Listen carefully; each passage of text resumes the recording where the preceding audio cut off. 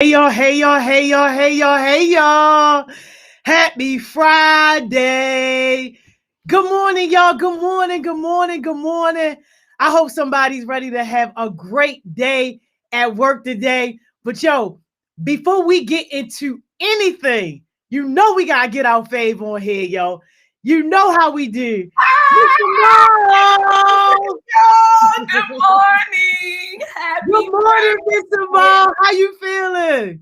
I'm feeling amazing. I love being here with y'all. It doesn't get any better than this. It's the only way, yo. If you're not starting your morning, Miss Joni, what else could you be doing? Good What? morning. Good morning, Mr. Mo. Hey, Mr. Oh, Mo, get your people, yo. what you mean? Get my Get people with your you, people, Miss yo. Because no, look, yo. Miss Joni. Your people talk about somebody late. Whole time we ain't never late, and we know this the same people that come on the session, don't brush their teeth, don't wash their face. Yo, the Crust. audience got to call out the crust in their eye, and they calling us out for late. Mr. Mo, we ain't never late, is we? Always on time, right at the what? Come Oh, on now, on that, Shorty. Hey, yo. right before the front line. Don't play us. Don't What?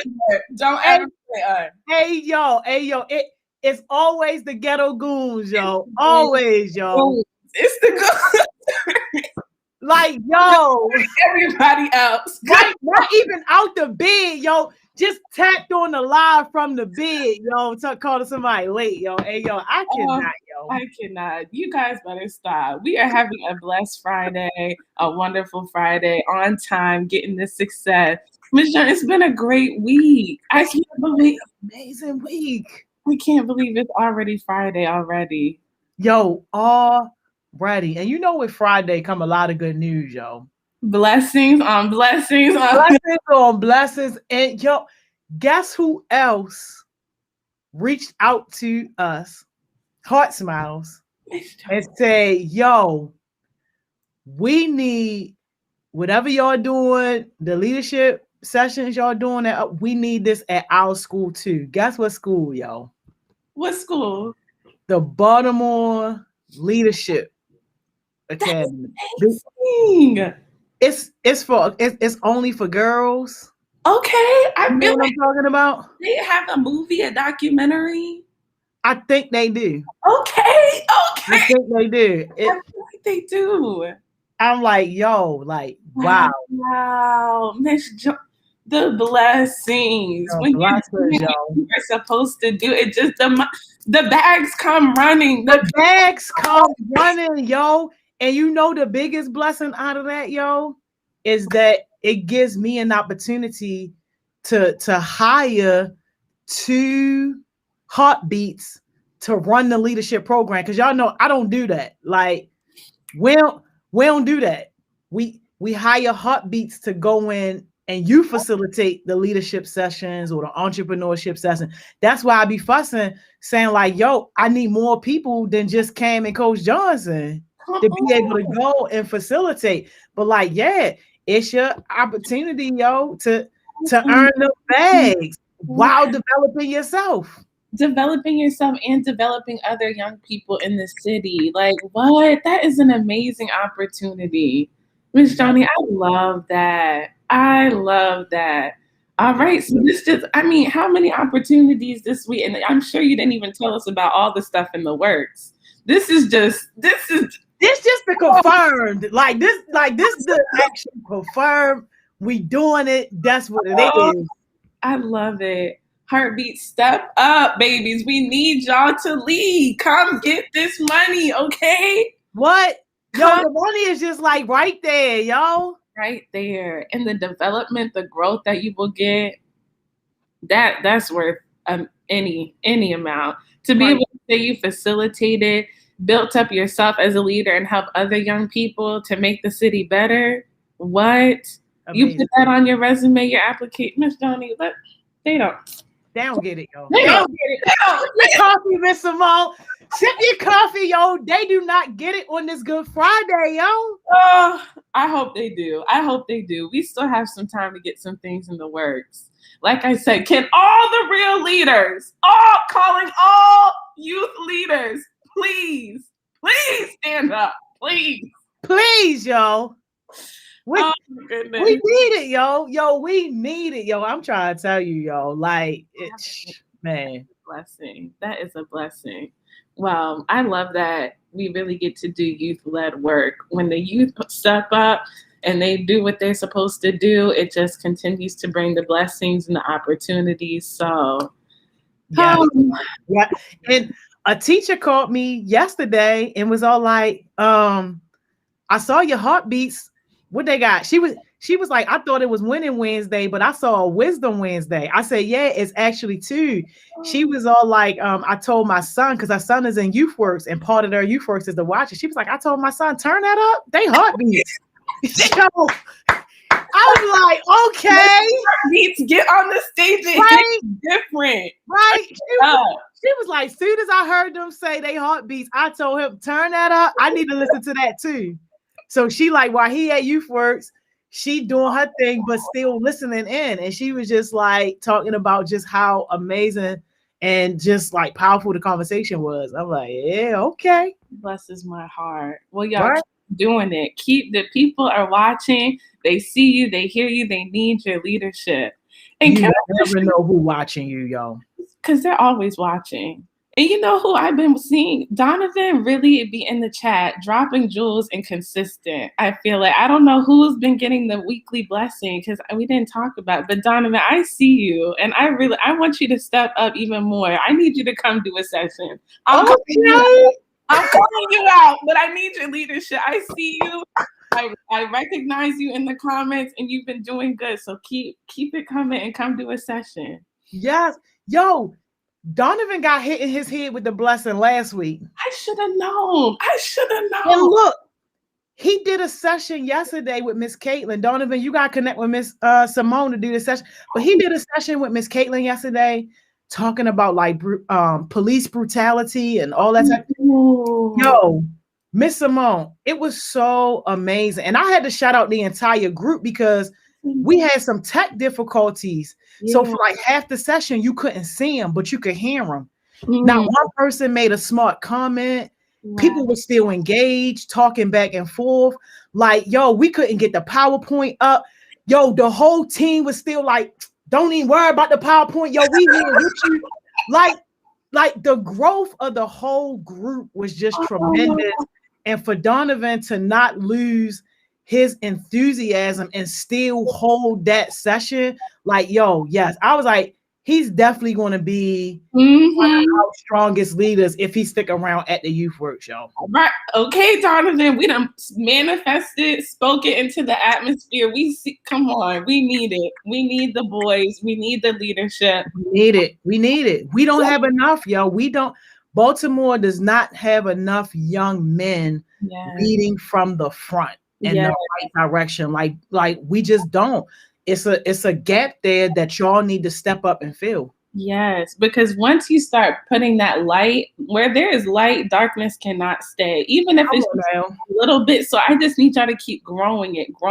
This is the city and the place to do it. We have a young Black mayor. Okay, you see people like Tony, when he flips out, he is amazing. He is a leader. You got Coach Bronson, you got Martin, so many people. Y'all just get together and start showing the positivity that Black men have in this city and in this world, and the power and the knowledge. Mr. You know we be going on. We didn't even speak of.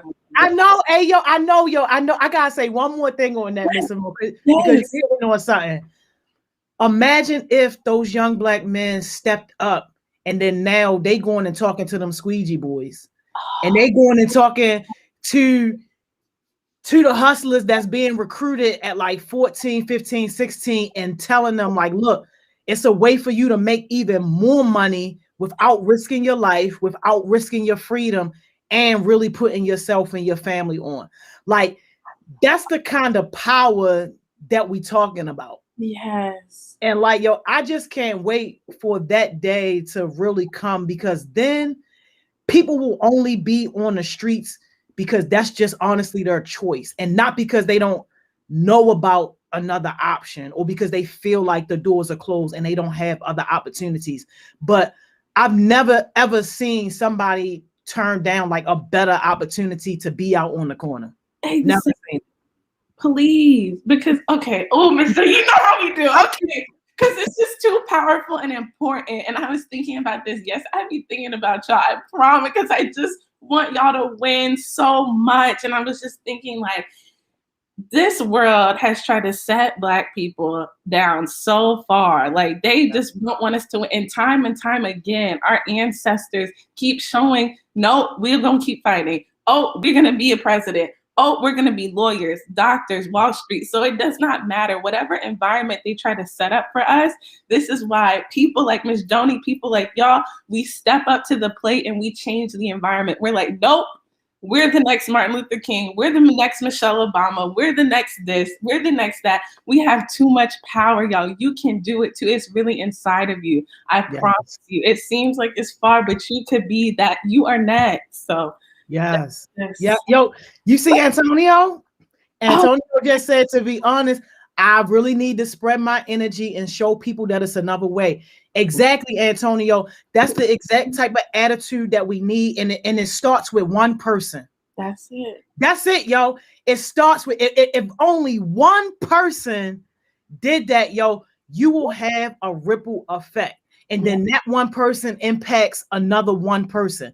Like, that's how it starts, yo. And then next thing you know, you got a whole group and everybody talking about how it started with that one person that showed them it was possible. Y'all not ready for us today. Miss Joni, not my edges. That's the whole live down. I'll see y'all next week. Have a great weekend, yo. But you're not ready, Miss Simone. Oh, they getting ready though. I have a feeling. They have to. You can't. Because that just gave me chills, like this whole conversation. Because y'all are beautiful, Black excellence. Don't let anybody or anything tell you different, and definitely don't hold yourself back. You already have too many other things in the world trying to hold you back. So when you come here, we're not doing that. Right? We getting great, and we're spreading the greatness. So. Right, yo, Miss Simone, I swear, I'm gonna just say this last little teeny thing, and then we gotta get to our good mornings, yo. Yes. It's people praying that y'all never understand your power. It's people that's checks, careers, and livelihoods is depending on you staying stuck in a poverty mindset, yo. They don't ever want you to wake up and realize, oh my God, I got the power to change my circumstance. I got the power to change my situation. I got the power to lift myself and my family out of poverty. They are praying to God that you never realize that, because then their check is going to stop from supporting you. Their check is going to stop from case managing you. Poverty is a business that's making some people rich, yo. And it is their hope and prayer that you never wake up and realize it. But I just hope that somebody understands today, you can break those chains if you want. Stay in them if that's your thing, yo. If you want to get disability and you want to sit around and you don't want to work and you just want to get the handouts, yo, go ahead. But for people that want a better life and for people that really want to make an impact in this world, you want your purpose to be known, please, yo, decide to do something different with your life today and put poverty out of business. I'm done. All right. Everyone have a good day. That was it. That's the session. That's Love it, yo. That good. Have a good day. Bye. Bye. Heart smiles. Hey, we go. Hey, yo, Miss Simone, yo, I'm done already, yo. I'm done already. No, because that was it. Thank you so much, Miss Joni. Yo, thank you. No, thank you, yo. But good morning. Good morning, y'all. I hope somebody came to win today, yo. Like seriously, yo. I hope somebody woke up excited about their future. I hope somebody woke up excited about life and the possibilities that are ahead of you, yo. It's so many people that, first of all, they didn't get a chance to wake up today. And there's other people who woke up and they feeling sad and depressed and angry about the job that they got to go to. I hope somebody happy to be at work today with us, y'all. I hope somebody happy. Guess who in our top spot? Who's in the top spot today? Santana. Hey, Santana came back. This like her second time, yo, being in the top spot, yo. Good morning, Santana.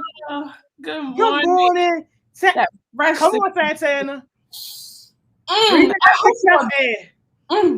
Feels good up here. Yeah, Santana is different up here, ain't it, shorty? Breathing that success air, yo. Air quality is nice. Air quality is nice, yo. We ain't got to be down there no more, yo. We up here. First class air. First class air. Yo, Frontline. Hey, good morning, Frontline. Always in the front. Never in the back. Good morning, y'all. Good morning, y'all. Good morning, y'all. Okay. YNL. Young new leaders. New leaders. Good morning. Good morning, y'all. Good morning. Good morning. How y'all feeling today, yo? Good to see y'all. Then we got YBS. Or should we do YBS? Youth Built for Success. Youth Built for Success. Good morning, y'all. Good morning. Good morning. Love it. Yes, yo. Better Future. Future, stand up. Good morning, Better Future. Future so bright, need shades. Good morning. Yes. Yo.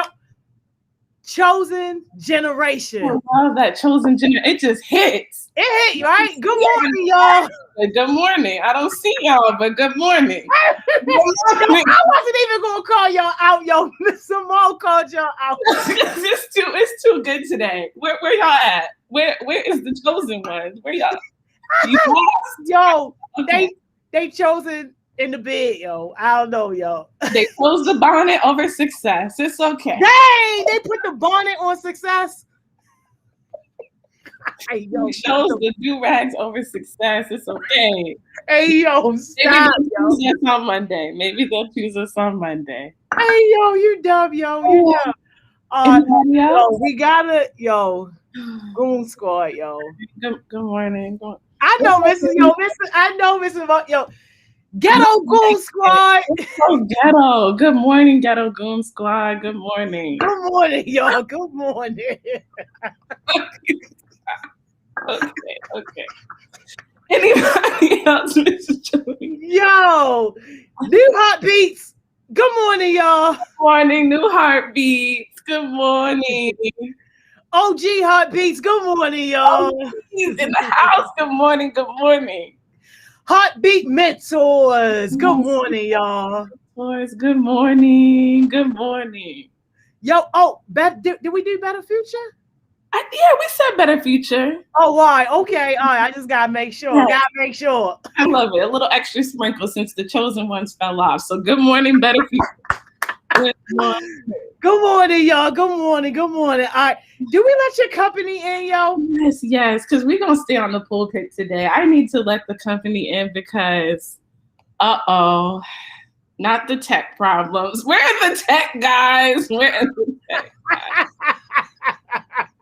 Hey, Jada J.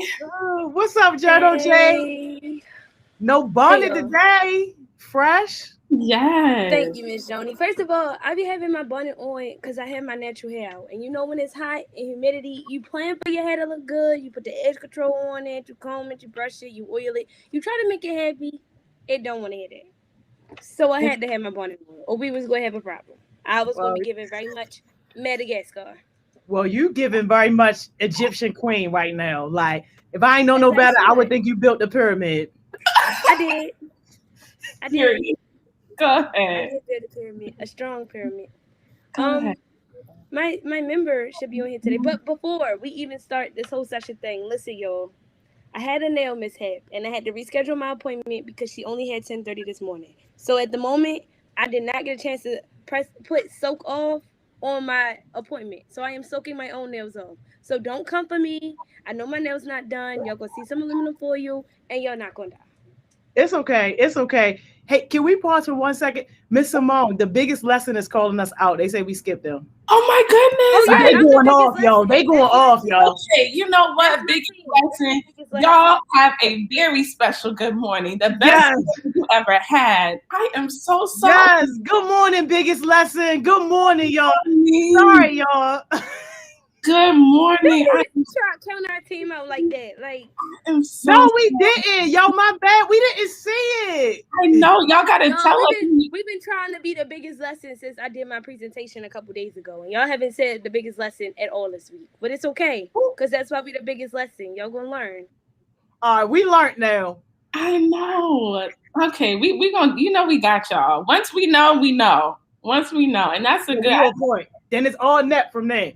That's it. That is it. All right. We're trying to get our special guest on here. We got a special guest? Yeah. Because, I was calling people out for not getting on the sessions.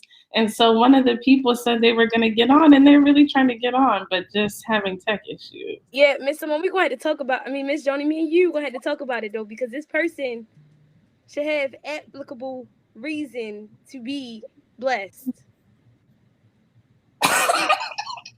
That's all I'm gonna say. Really? That's all I'm gonna say. Really? All right, because y'all let me know when y'all ready to hit people in the head with the blessings, because they don't have the right devices to be on it, but they should be blessed enough to have them. Yes. Oh, I see what you're saying. Do they be coming to Winning Wednesdays or Driving Thursdays? Because I talked about those blessings on that. I did tell them that they need to be more consistent, but they only join from one app, so we gotta watch them in the comments. Yeah. Okay. All right. I like that. We're gonna keep trying to get. We're gonna keep trying to get our surprise on here. Yes. Okay. All right. So we working on a surprise. So while we working on a surprise, then should we talk about who getting this $100 this week, or no? Or y'all want to wait? Wait. I got a quick question. Do that exclude OG Heartbeats or? Yeah. Absolutely. I can't get it. It's for the new Heartbeats. OG Heartbeats don't got nothing to do with this. What's a heartbeat? Always a heartbeat. I'm a heartbeat regardless. A new heartbeat, an old heartbeat, a fresh heartbeat. It's a heartbeat. Yeah, no. This is for new heartbeats only. Yes. All right, that's I'm gonna let y'all have it.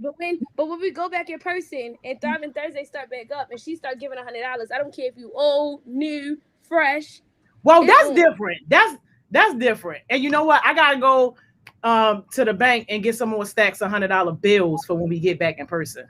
Because I'm getting one. I ain't trying to hear none of that, but I'm gonna have one, and that's on everybody. Hey, yo. Miss Tiffany, y'all, she gonna say technically I'm a new heartbeat. Hey, yo, stop playing. Hey, y'all gotta make sure y'all definitely show Miss Tiff some love, y'all, because she is from the Family League, and the Family League actually supports our program, y'all. Not really a program. We are definitely a promise, but in her notes, it gotta say program. That's why I use that word. But y'all, without Miss Tiff and her team support, a lot of what we do would not happen. So it's people like her that are behind the scenes. We don't get to see them or talk to them a lot, but behind the scenes, making sure that we can provide blessings to you guys. They bless us behind the scenes so that we can bless y'all. So y'all definitely got to make sure y'all shout her out, y'all, because we appreciate her being here with us today.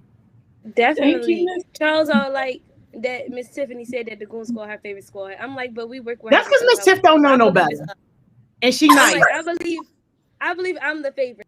I'm like, Miss Tiff don't know no better, and she just a nice lady. Trying to, you know how you be like, oh, you is so cute, baby. That's Miss Tiff, yo. Yo, Miss Joni, don't even do her. Don't even. Gotta love the baby. Okay. Gotta love her. She said, I didn't know. I didn't know. We didn't know no better. Hey, y'all want to know how y'all can earn $100 though? How? Are we waiting on our tech people? I was gonna wait till later on to announce this, but we starting this. Tell us now. I need $100. Cheetah. Tell us now. I need $100. Just wait, Jada. Just wait. I just cannot, yo. Get your daughter, yo. So look, y'all know that we partnering with Hopkins to do positive messaging about the vaccine geared towards young people. And part of the project includes like making social media posts and stuff like that will capture the attention of young people and just give them like basic information about the vaccine.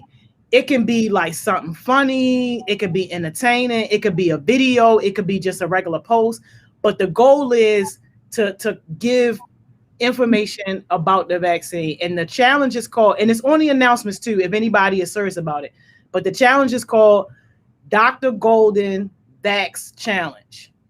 So that's the hashtag to use. So you create your post or whatever, you use that hashtag, and the most creative post, $100, y'all. It's based off of creativity and engagement. And on the announcements, I put the hashtag to use, and I also put an example account that you can look at. The Johns Hopkins Bloomberg School of Public Health, their account is amazing in terms of the posts and stuff that they put out about the vaccine. Like, stuff be funny, it just be creative. Like, they use a whole lot of pop culture. So like that type of stuff. So if you want to earn $100, you make that post, you use that hashtag, $100 might be in your pocket. And it's not just one person that's going to be a winner. It could be multiple winners. Like, so I can use multiple aliases, or I gotta be a different person each time? No, you can actually have multiple posts. Let's say you got 10 fire posts and you post them and use that hashtag. If 3 of your posts is like amazing, $300. It don't get no simpler than that, yo. It don't get no simpler than that. And Basic City said, can the JSU team earn this? Yes, y'all can earn this as well, even though that's part of your own job. But yes. It's okay. Wait a minute. No. You ain't doing your job, but you still trying to make the money on the other side. That's don't even worry about it. Just let them slide. Just let them slide. Just let them slide. Let them slide. Don't say nobody let them slide. Wait a minute. That ain't. But it's on the announcement sheet, y'all. It's on the announcement sheet. I'm not even a TikToker. If Charles win, we gonna have a problem. Charles ain't winning. If he was gonna win, he would have been one. He been on the team for months. He been on the team for months. That's what happens when you got a name like Goon Squad, because you just can't catch a break, Charles. Don't forget Ghetto Goon Squad. I love it. Easy way to make money. That is awesome. Thank you for sharing the opportunity, Ms. John. There's so many. Of course. It's so many opportunities. Like, yo, it's crazy. Yes. Well, I can't wait to see y'all post. And if y'all win, definitely let us know. I want to see who's out here getting hundreds so y'all can take me to lunch. We gonna see. If we talking about it, I'm calling out Trex though, because her TikToks do be funny. I'm at this point, since Ms. Joni already put your TikToks up there, you might as well. And I'm calling out Elder. She's a TikTok. I don't know. I think it's like people who have like good, strong personality. I don't know what it is. But Elder, she be able to like change her facial expressions to songs she be saying. I cannot make a song video. You know how people be like recording themselves? I can't do that. I can't change my facial expressions fast enough to match the lyrics. I don't know what y'all be doing, but if you could lip sync a song and post it on your story on Instagram, you could be in a TikTok. Because that's what a TikTok. I can't even dance. It's bad. So somebody win for me. I got good content. All right, well, we gonna see. Trackstar did have an amazing COVID TikTok where she was acting like Dora with the wig on, and she was like, "Dora girl, they gonna put a chip in me." Yeah, right? Yo, it was so funny. But that's the type of stuff that we looking for, because it engages young people and it catches their attention. And like, yeah, you laughing the whole time, but you're also learning that the government not putting a chip in you through the vaccine. Please. Which some people really believe, though. Jada, we're not going to be up here spreading information. And no. if they No. I'm not saying that they don't put a chip in you. I'm just saying I don't know if they do. It's a difference. Okay, she not in it. Yeah, I ain't gonna Can't say. play.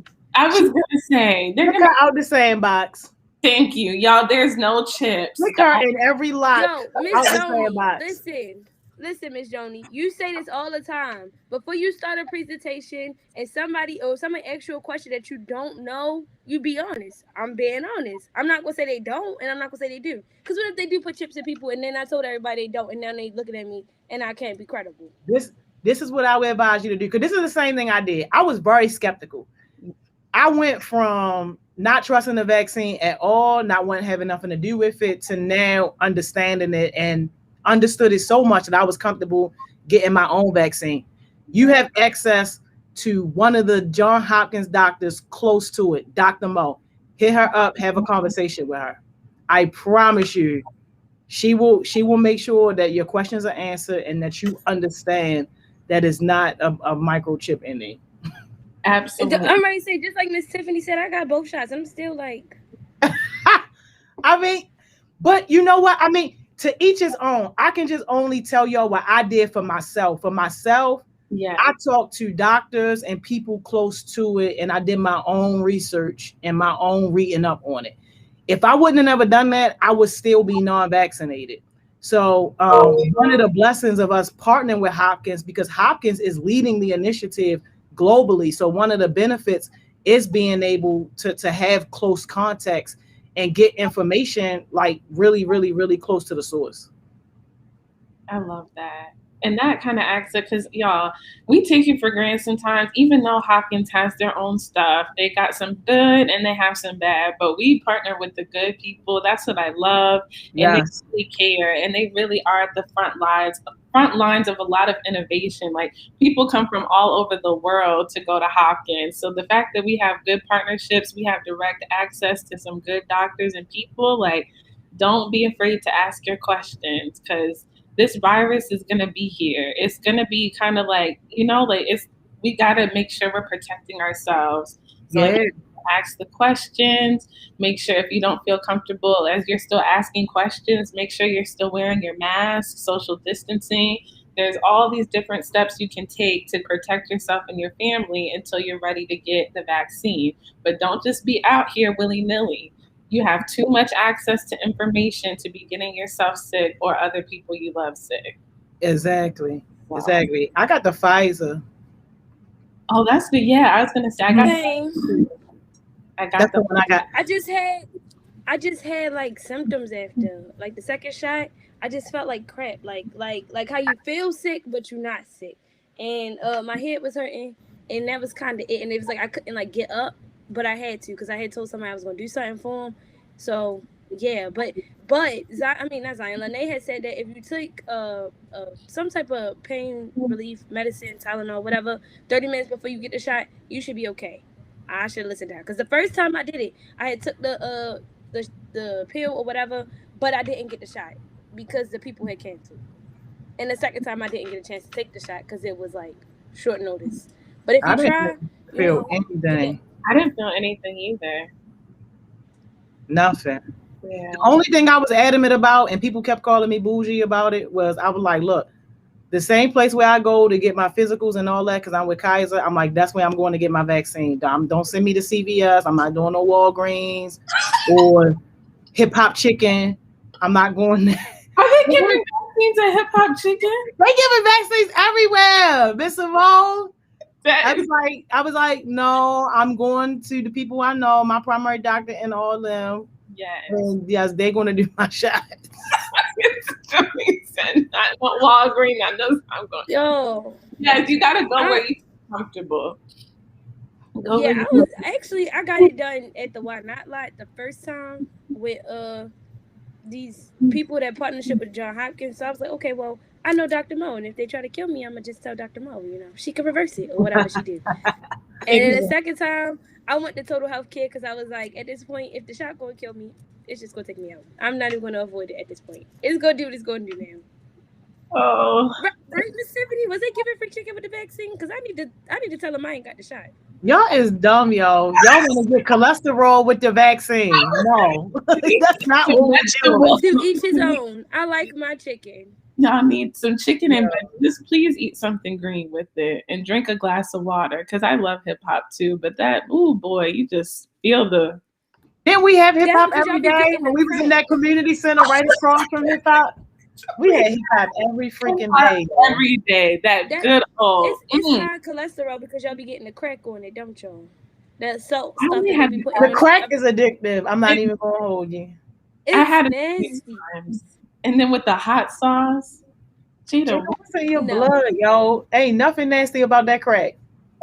I'm like- glad I it's like not cocaine because Miss Joni would be skinny as this. Yo, walking. Y'all be like, dang, Miss Joni, what happened? Why did we No, start Miss Joni, I talking about crack? We need to. I don't like it. It just don't. I don't know that season. It just don't give what everybody say it's supposed to give. It's like a lemon pepper, salt, pepper mix, and I don't like lemon pepper that much unless it got honey. So I love that, and it. I get catfish. I get the catfish nuggets. I don't get their wings that often. Yo, whatever surprise this is, it must be a big blessing because we ain't never had this much tech issues. I know. It's Yo, not. Miss Joni, I told you it's the devices. We just talked about this. It is. Dang. It's the device. They only have one device. They can't use. They have two, but neither one of them are high tech or working. And we trying. Behind the scenes, we are pulling as many strings as we can. Dang. And can they borrow a device from somebody in the house? They did. They did. They borrowed one of the devices. It's not working. Dang. I know. Oh man. Chrome. We sent them the Chrome link. But All right. Well, we gonna keep trying, y'all. I don't even know what it is, y'all. So we all waiting at this point, y'all. So we all under suspense. So that's how you know it's something serious when you got this many challenges, y'all. That's how you know. But I'm gonna let them keep working. It is definitely the devil. Should we do our Friday blessings or no? Yeah, we could do because we're keeping the blessings going. The devil doesn't want people to get their blessing today. Because when I tell y'all the session is the session is just amazing. It's gonna break chains. So just Jesus, just do the blessings, please. All right.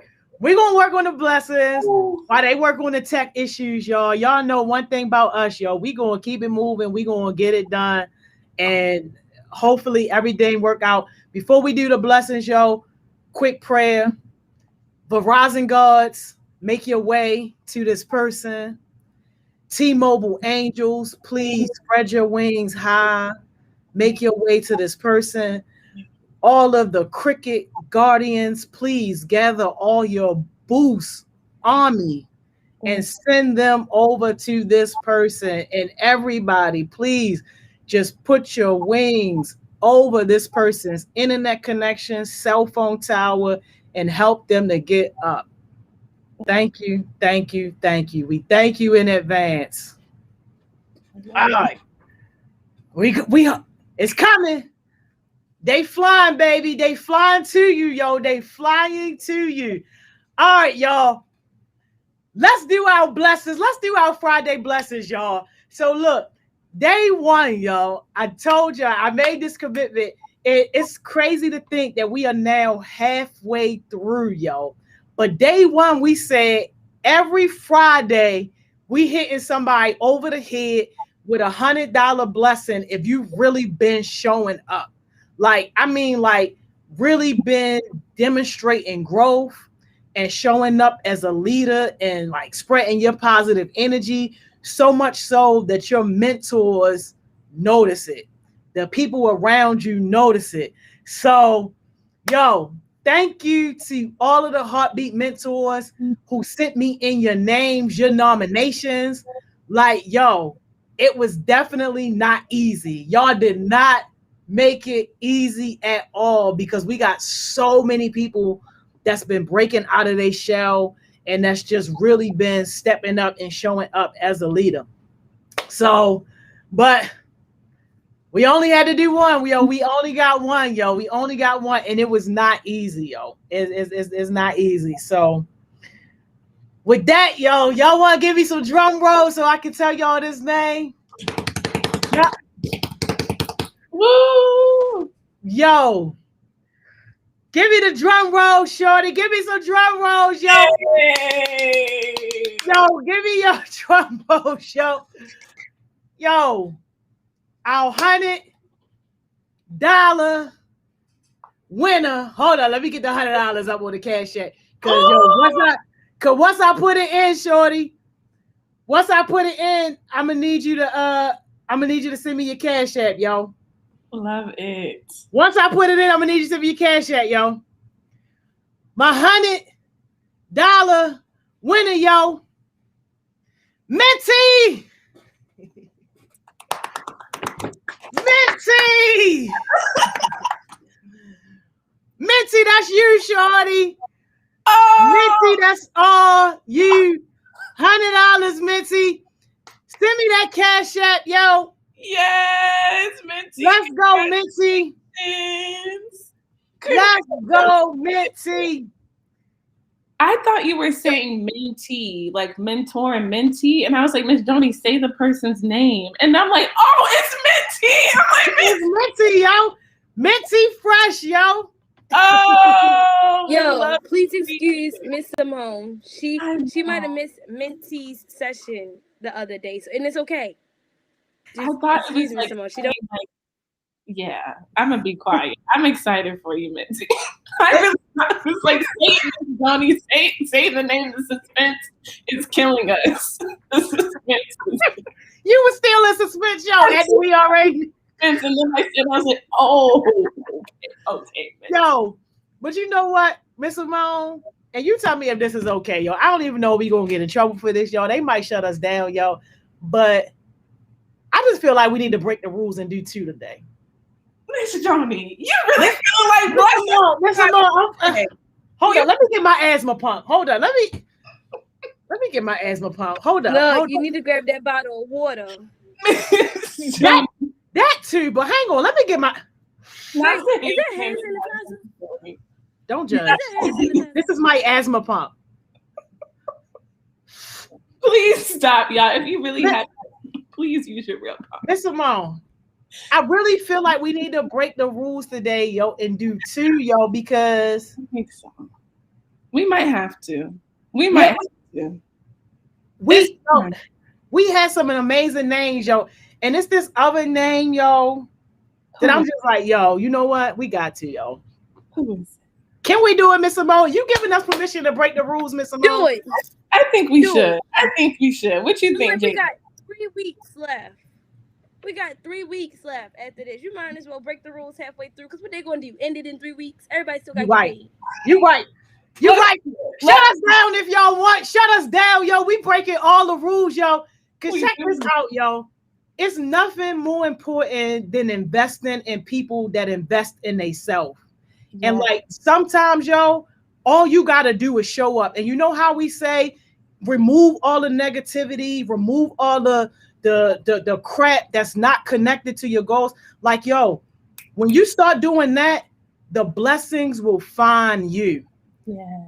And this one, yo, hopped on Thriving Thursday last night, like towards the end a little bit, and was all like, yo, I'm sorry, I'm late. I gotta rewind this, but I was at practice, but I'm here. I love it. And I'm just like, yo, wow, yo. I know who it is. I'm like, yo, if that's not dedication, first you worked all day, then you went to practice, and then you came to Thriving Thursday, yo, and really showed up, yo.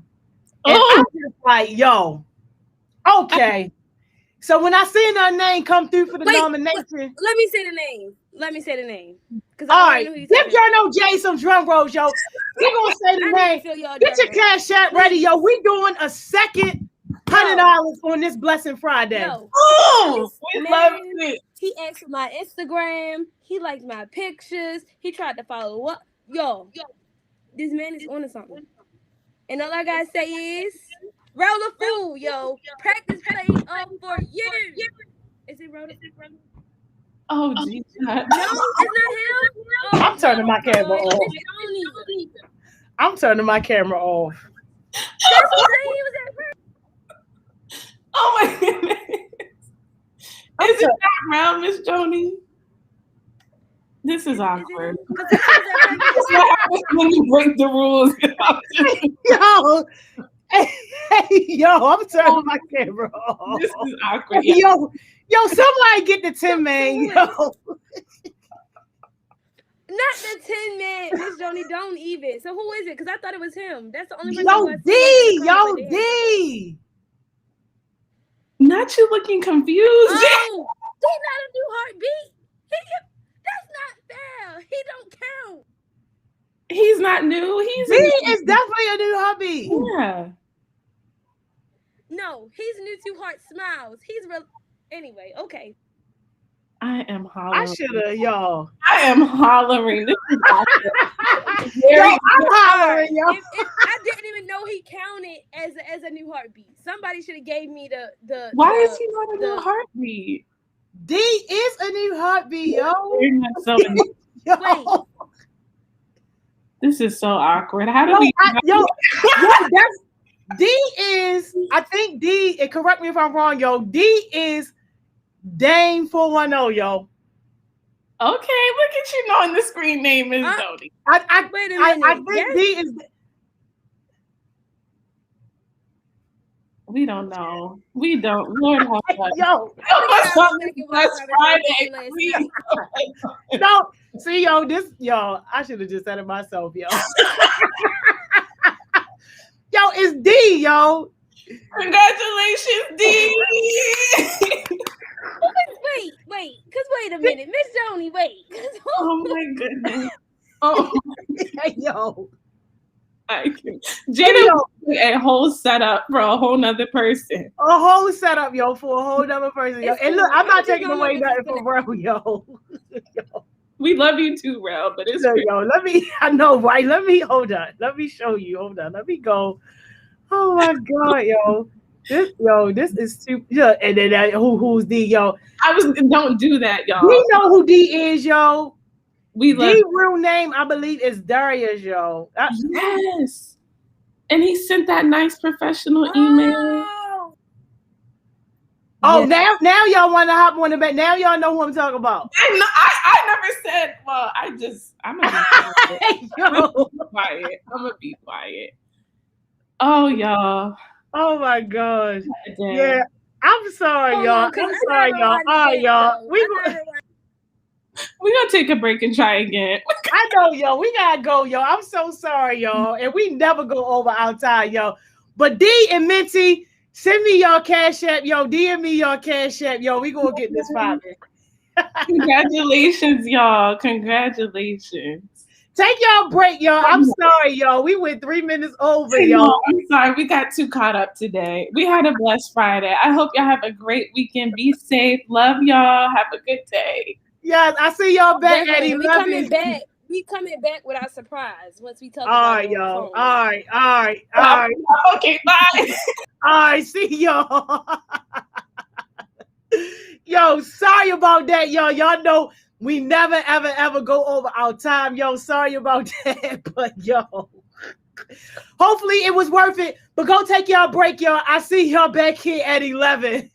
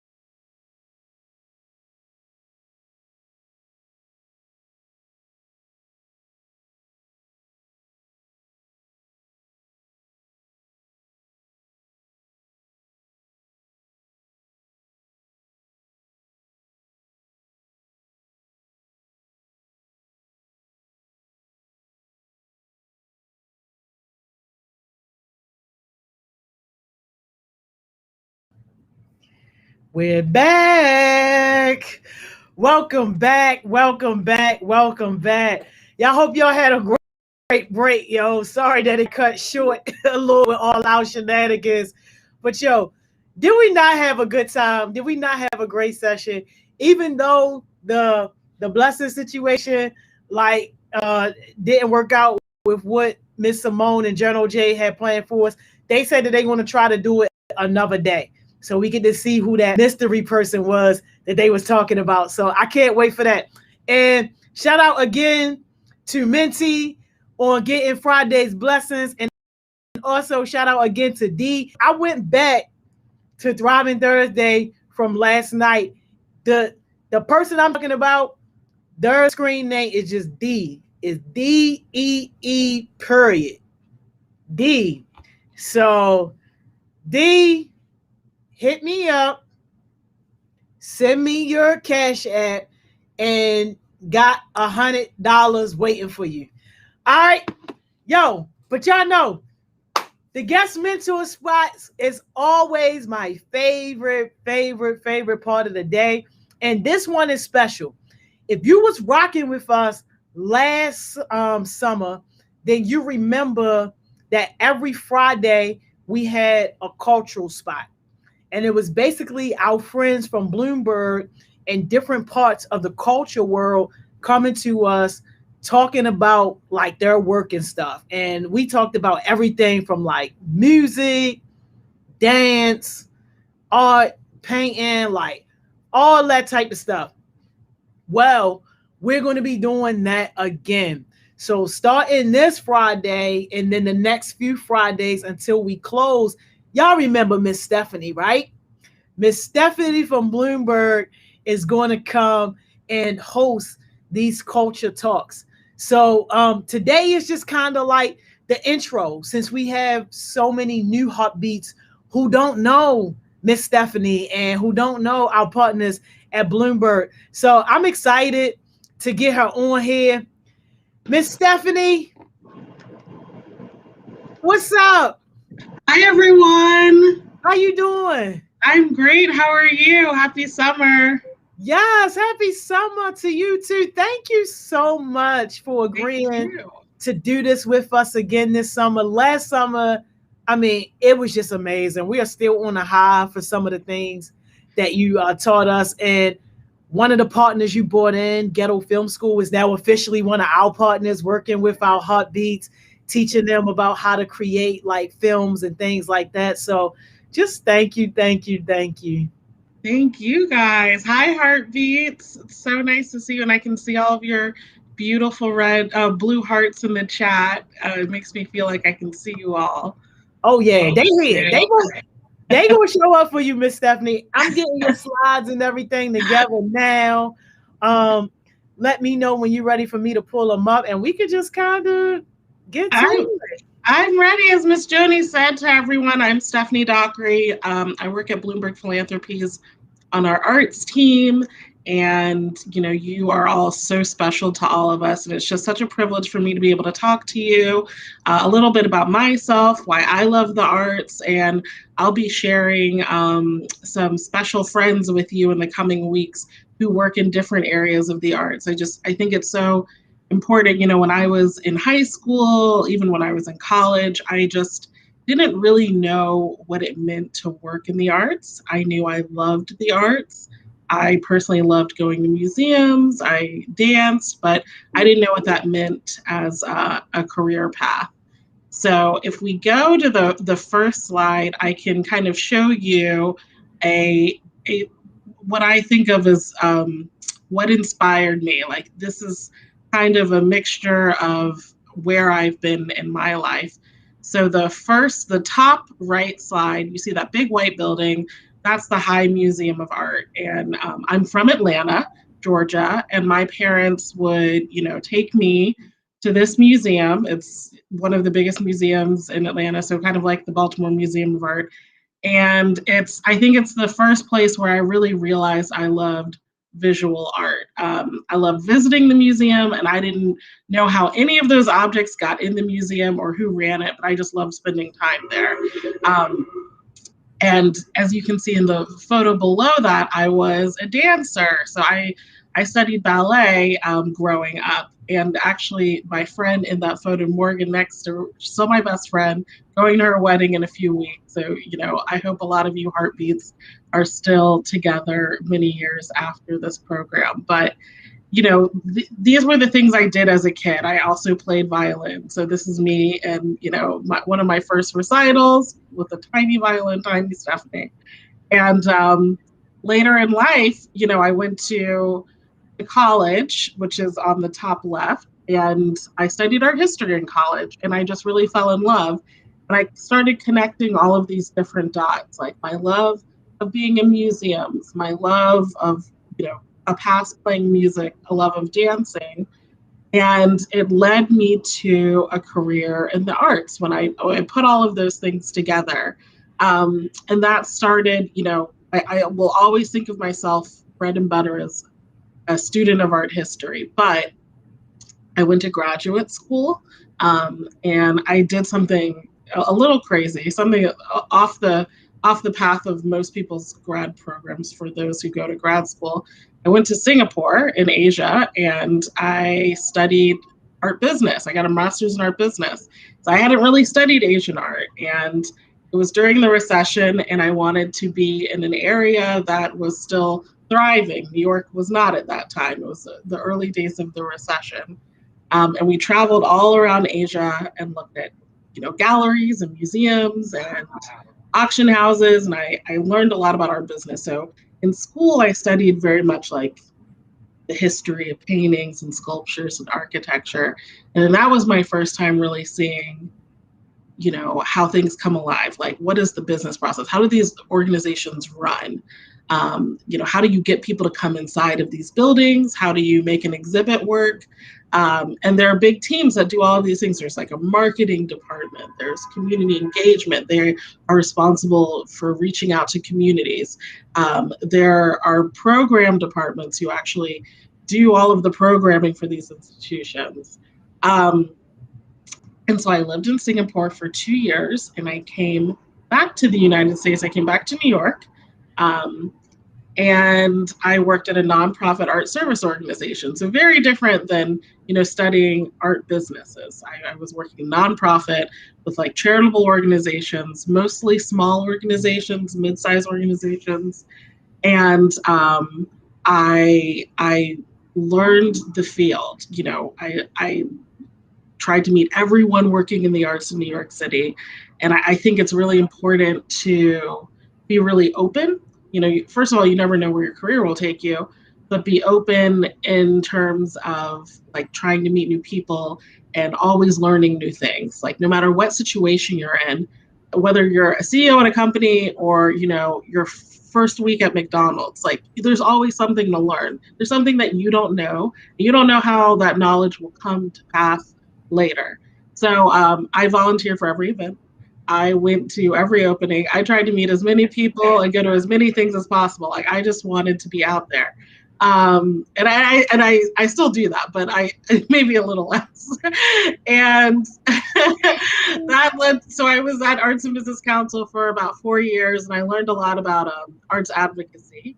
And that is really when, Arts and Business Council of New York was under a large organization called Americans for the Arts. And that organization was really instrumental in founding the National Endowment for the Arts, so the NEA, which is part of the federal government and funds the arts. Being in New York, very, very fortunate because New York City cares a lot about the arts. And our local government has a Department of Cultural Affairs, which gives, as much, if not more funding to the arts, particularly under the Bloomberg administration. That's when I started working in New York. So as you can imagine, we have a lot of arts organizations in New York, and they get a lot of funding from the city. And I was in a role where I was providing services for a lot of these organizations. So I wasn't working in an advocacy role, the parent company was, but I was doing a lot of programs. So I got to know the staff, the people actually doing all of the work, right? The people who are making everything happen. And that led me to the final picture, in front of that big fountain, me at Lincoln Center, where I worked in corporate sponsorship. And that is, corporate sponsorship is essentially fundraising. So I would raise money for the organization so they can pay for the artists and all of the events and the programs, and raise money from companies, hosted events for them, all to support the arts. And so if you go to the next slide, you will see after Lincoln Center, I came to Bloomberg Philanthropies. And right now, I work on our Public Art Challenge. I manage our Public Art Challenge program, which is our nationwide public art program where we work with 5 cities. And a lot of these learnings were taken from, my boss and our CEO, Patty Harris, and Mike Bloomberg.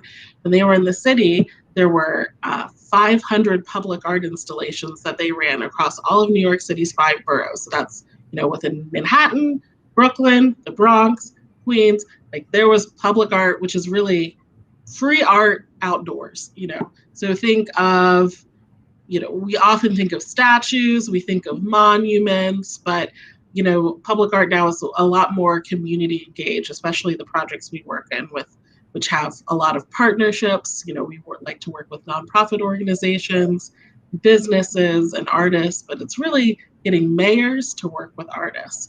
And that is not something you see. You don't see arts put first and forward. And so we provide funding for that to happen. You can see we are working in Anchorage, Alaska, which is so crazy. It was my first time ever going to Alaska as part of this project. Camden, New Jersey, which is closer to all of us. It's a train ride away. Coral Springs and Parkland, Florida. Jackson, Mississippi, so we get to go down back south where I'm from, and Tulsa, Oklahoma.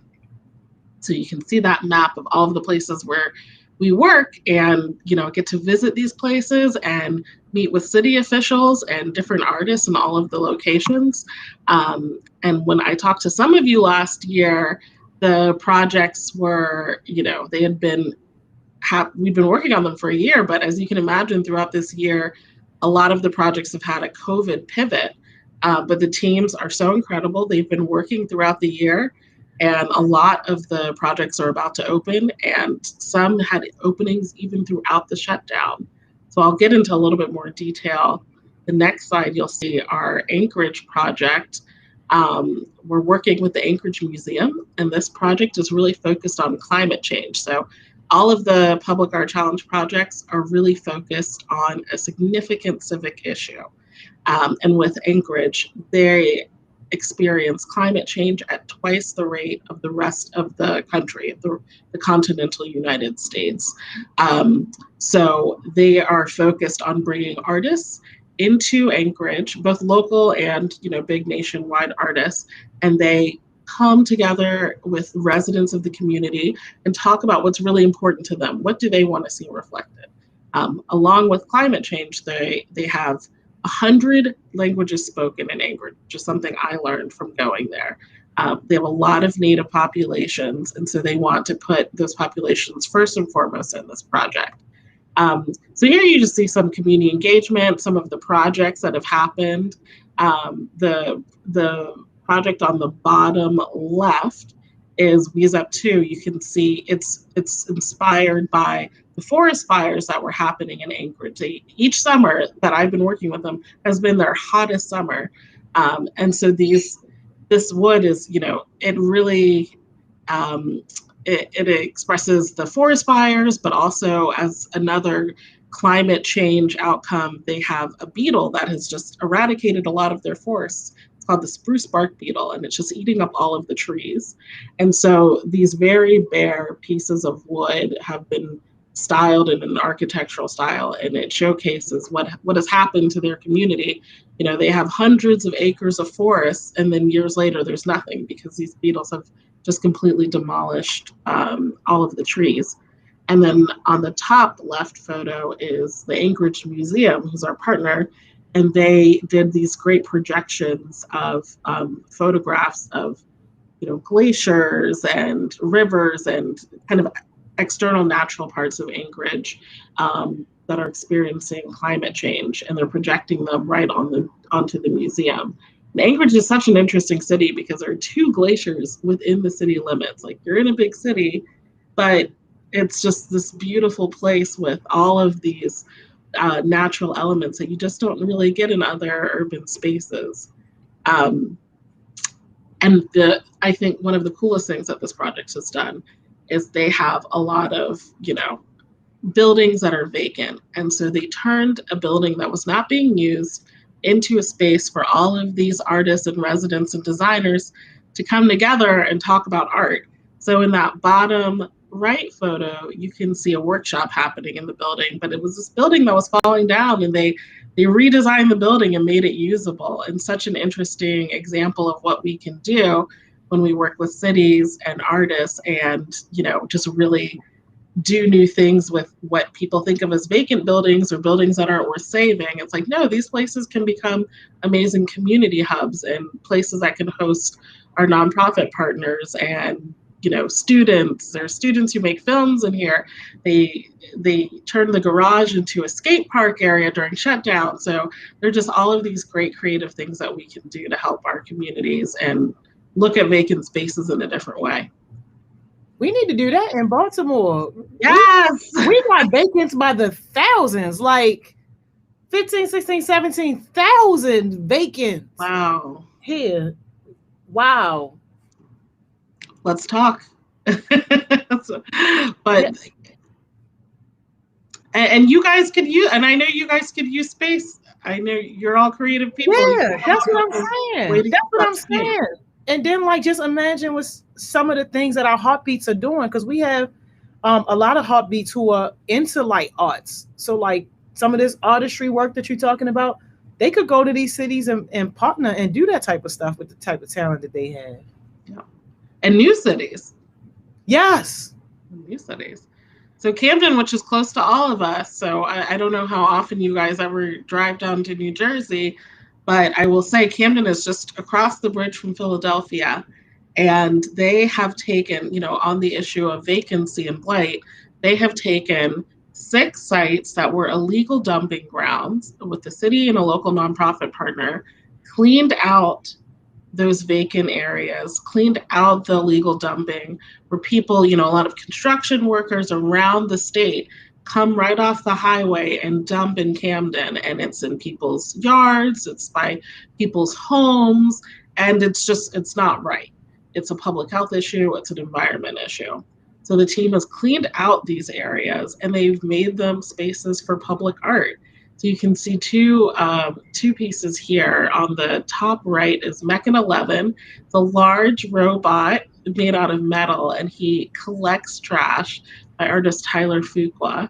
And the Heart Chamber was actually created by a junior at a local high school.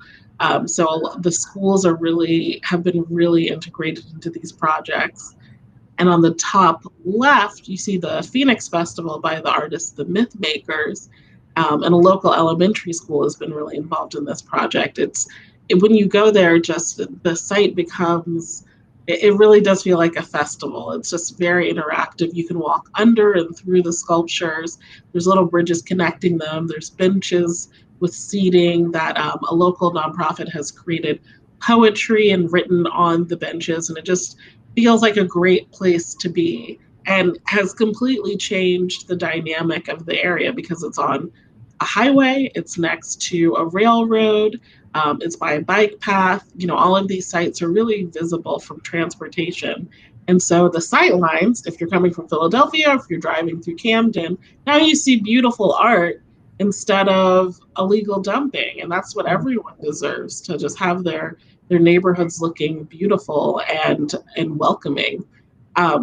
So they're working with 8 artists, and that project is up through October 31st.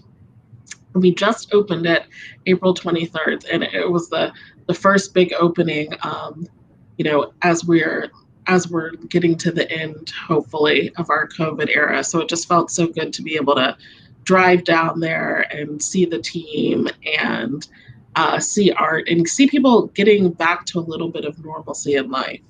Mm-hmm. Yeah, this is amazing. Miss Stephanie, when young people are getting involved in this, like you mentioned, like high schoolers and like elementary kids, um, it gives them an opportunity to showcase their talent. Do they also get like compensated in some type of way? Like, is there an opportunity for that? Yeah, I mean, so each team has handled it very differently. Some of the Camden probably has given the most, I think, cash prizes. So they do a lot of prizes for, interactive surveys and photo contests. So, submit how you're beautifying your neighborhood. They did a lot of contests like that, especially in the core of the shutdown when people really weren't leaving their houses. Photo essays, essays on why illegal dumping, how it has affected your personal life. So there were contests that we ran with NPR. And then I would say with the actual creation of the work, the artists really created the work, but they wanted the input of people that they hoped would be using the work. So like high school students, elementary students. And so they went to their schools and ran workshops and just integrated them into the process. So it looks different based on what's happening.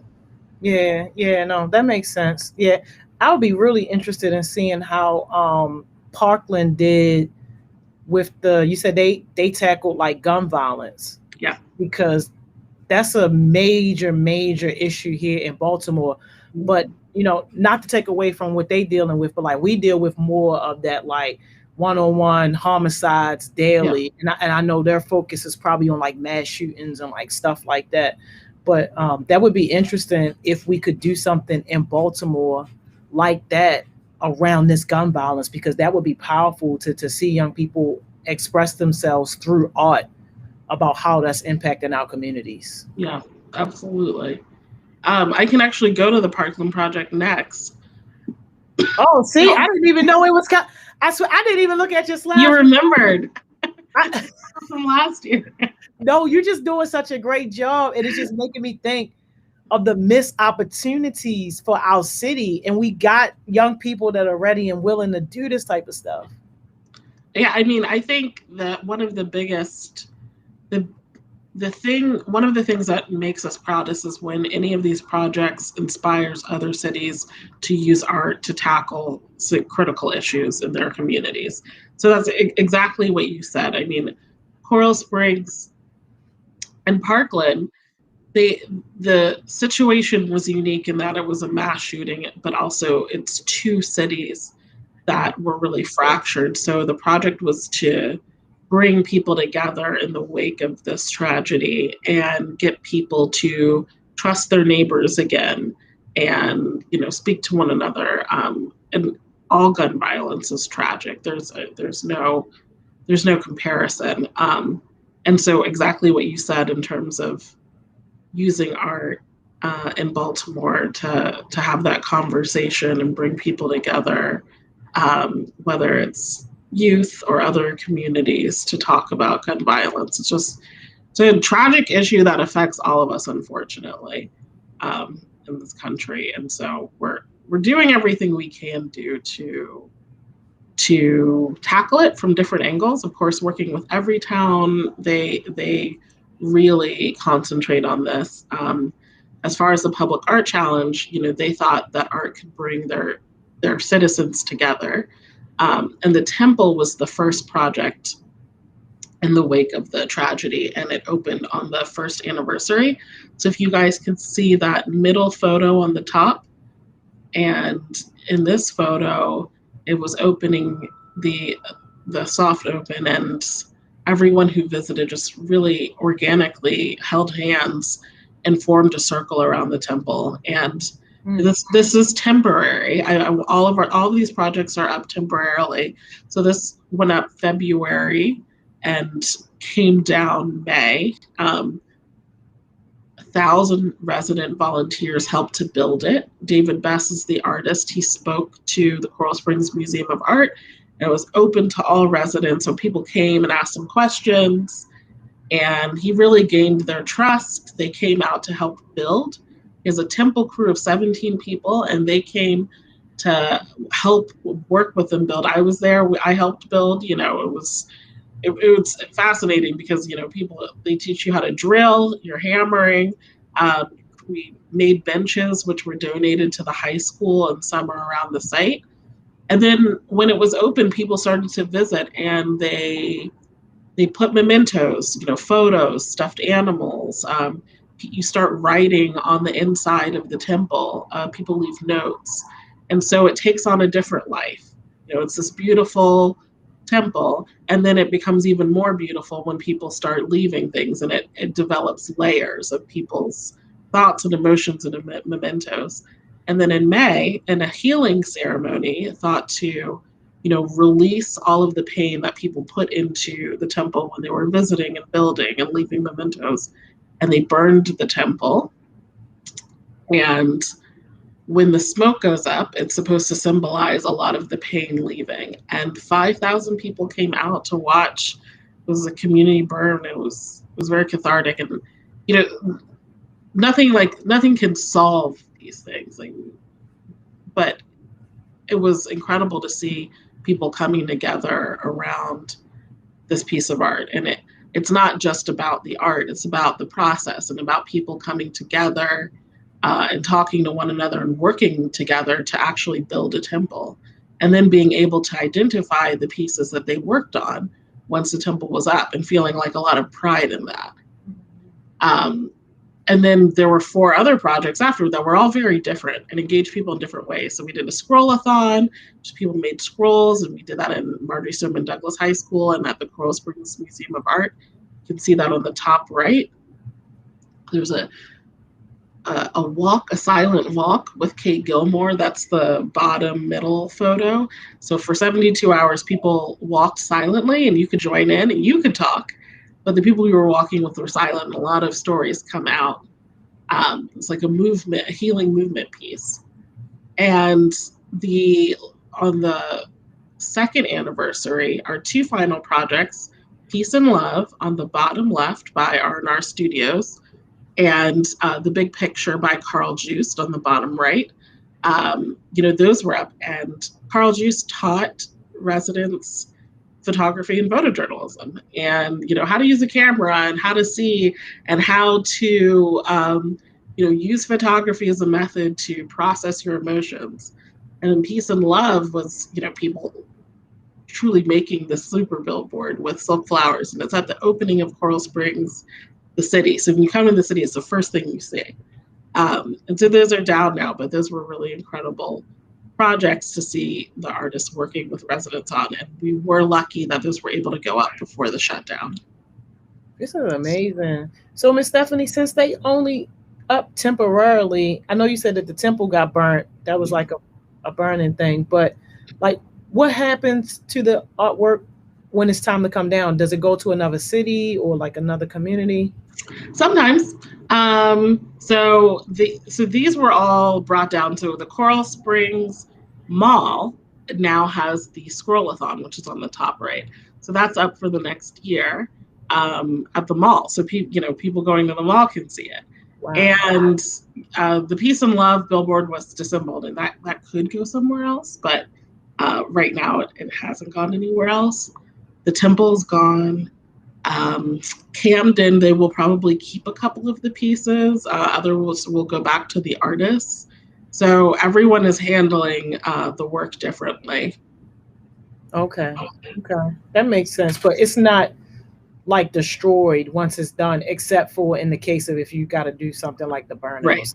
Okay. Right.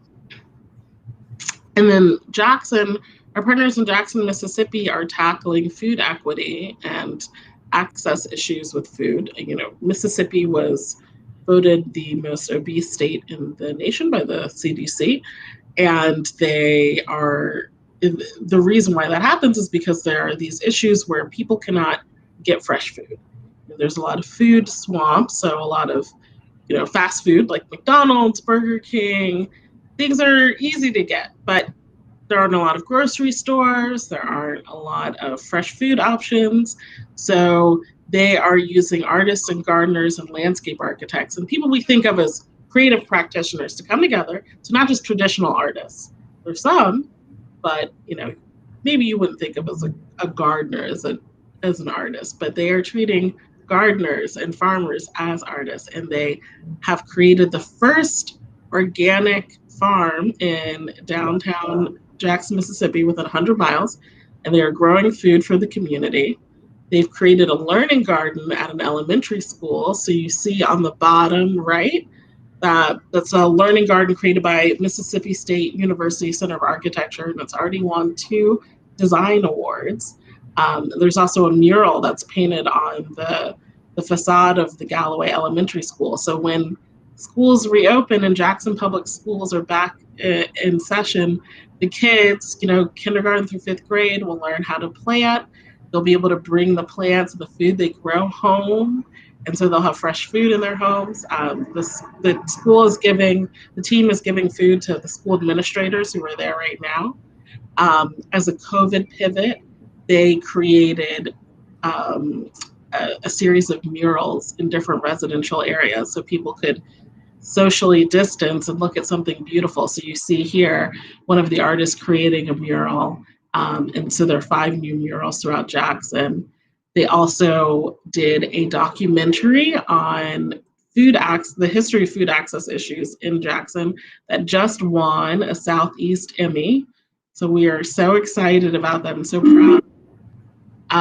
And they have redesigned the oldest park in Mississippi. So there's just all of these different interventions they've done to put food access first and foremost, and throughout downtown, midtown Jackson, particularly in areas that have experienced a lot of vacancy and do not have access to food and are very, very easily accessible for residents.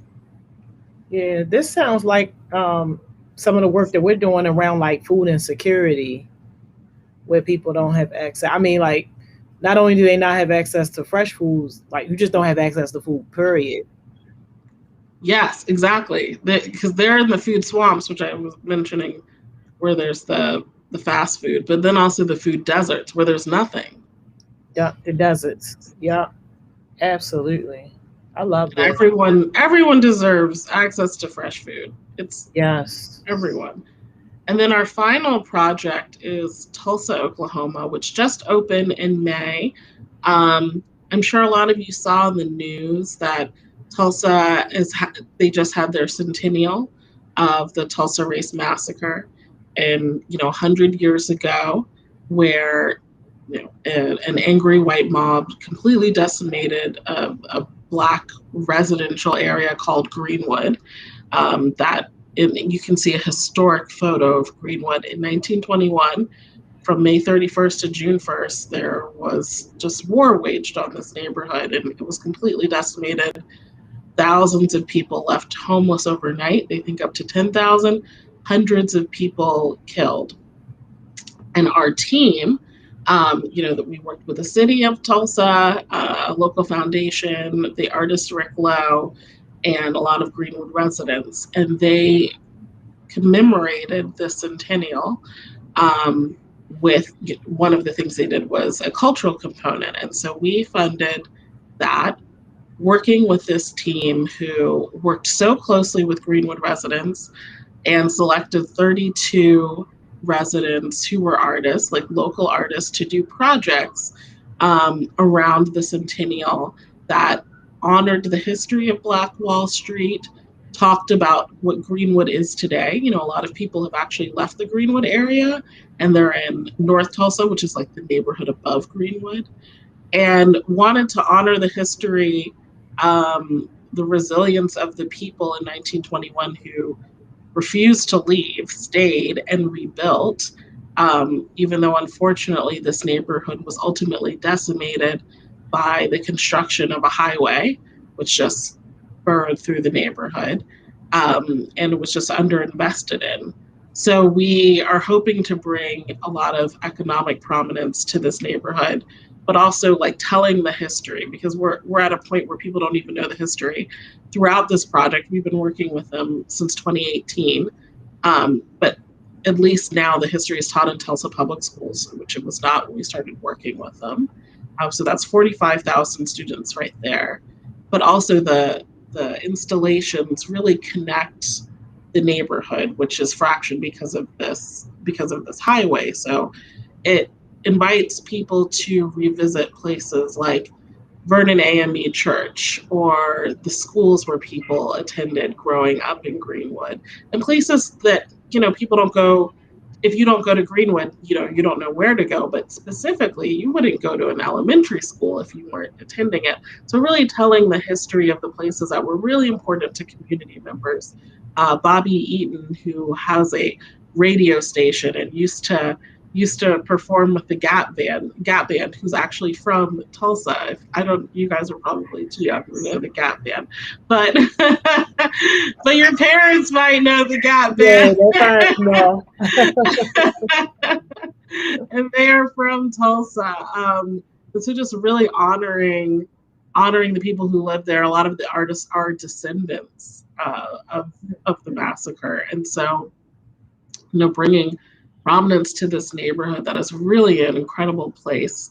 And if you go to the next slide, I can show you some of the installations. So one thing I want to tell all of you guys is we have an app called Bloomberg Connects, and it will help. If you go on Bloomberg Connects, it's free. You can download it in the Google Play Store and the Apple Store. You can visit a lot of the installations here, because we wanted to make sure that, people who couldn't come to Tulsa, it's such an amazing project, you can still see all of the installations. I see Carmen says she knows the Gap Band. I grew up on it. My parents would play it when I was a kid. So. But in Bloomberg Connects, you can visit not only this project, but a lot of other museums around the country and some in the UK. But what these maps correspond to are where the installations were. You can actually see it if you go into the app. So there were all of these great events, some of which really celebrated this moment in time. So the top left, you can see a parade float, top left and top right.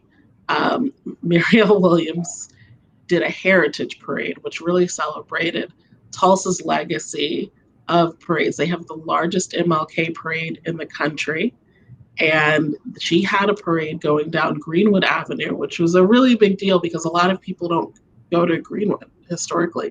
So all of these people came to see this parade, and people were dressed in 1920s style, and they learned about the prominence of Greenwood and the founder, O.W. Gurley. And this is an area where there's, Black barbershops and hairdressers and Black-owned grocery stores and newspapers, and just really telling the story of all of these incredible Black people who created all of these businesses for their community.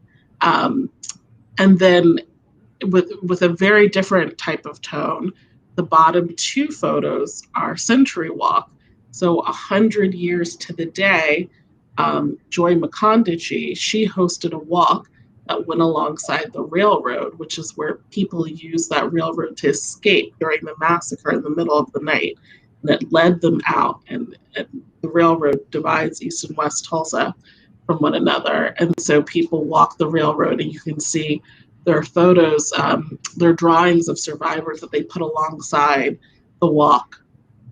Just incredibly, incredibly stirring and meaningful. So, very different types of projects. If you go to the next slide, you can see this is our other program that I run, Bloomberg Connects. We have a digital program. So now you all have the app. You can download that app and see a lot of our partners. But we have been working in digital for decades.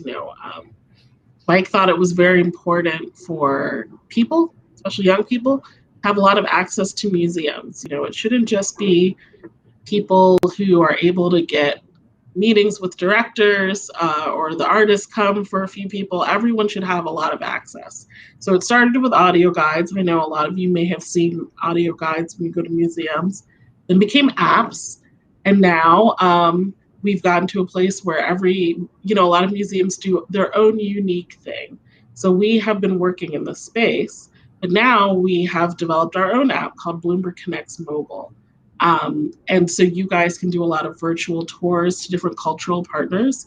On the app right now, it's largely New York institutions and London institutions. You can kind of escape and see what's out there before you can take a trip, at some point in your life. And it's just really making all of these cultural organizations accessible to everyone, as they should be. So if you go to the next slide, I will show you guys that you can go separate from Bloomberg Connects Mobile. We work with the American Museum of Natural History in New York. They have an app called Explore, which is also free in the App Store. And you can look at all kinds of things in this app. I mean, they have programs for space. They have, animals and history and, dinosaurs and the big blue whale. And, they have a great field trip where you can go to space to see the moon and the earth in orbit and feel like an astronaut yourself. They have scavenger hunts. They have games you can play. I know a lot of you guys are going to be wanting to get different games. So you can do different games, but you're in a museum, so it's a little educational. And same with on the next slide, you can see our partners at the Met Museum, which I'm sure you're all familiar with, but there's an audio guide, but they also have great videos. There's, a Met Kids portion. So they have interactive learning sessions. They have, podcasts. They can show you how to make different things. They have videos of dance. There's a lot of different types of content you can get. And the Met is so big, similar to American Museum of Natural History. These places are so big. So the level of content, it's so deep. Like, you can learn about the Egyptian wing. You'll be on there forever. And New York Botanical Garden, if any of you like flowers and fauna, if any of you like to cook, they have an edible garden. They have little workshops on how to cook different plants and cook different meals. They have crafts, an edible academy. So I just want you guys to know about all of these things. The New York Botanical Gardens, their content is actually on our app on Bloomberg Connects Mobile. So I want you guys to all take a look in there and just, get some new apps. I'm sure you're sick of the games you have. I know you've been doing them for the past year. Do you guys have any questions? And I know I said I talked a lot, so it's okay. It's good stuff. And I wish that we had time really to answer the questions. We might have to probably, if it's any ones that's like pressing, I can send them to you. But we got you for the next couple Fridays. I'll see you guys next week. Yeah, right. So I just appreciate you for sharing this and for opening this up. And when COVID is really not a thing, we got to pick one of those museums and do a field trip. Yes, absolutely. To one of those museums. We absolutely have to. So yes, that would be amazing. That would be amazing. So thank you, Miss Stephanie. We'll see you next Friday. See you next Friday. Have a great weekend, everyone. Thank you. You too. Bye-bye. Bye. Y'all, didn't I tell y'all was going to love Miss Stephanie? Didn't I tell y'all? And for people that was rocking with us last summer, you already knew. Yo, if y'all serious about the art world, like anybody that's serious about the art world, this is going to be your connection. This is going to be the person that you want to get with. And y'all, on the next couple of Fridays that she's going to be here, she's going to be bringing in different partners that they work with from around the world. That's how we got connected to Ghetto Film School. If you all saw my post from a couple of weeks ago where we took 3 of our heartbeats to New York to be VIP guests at the Tribeca Film Festival, that was because of our connection with Miss Stephanie. So don't underestimate the power of building up your network. So artists, people who like music, people who are into that whole world, that whole culture thing, yes, got to make sure you get connected. But go ahead and take your break, y'all. Take a break. I see you back here at 12 o'clock.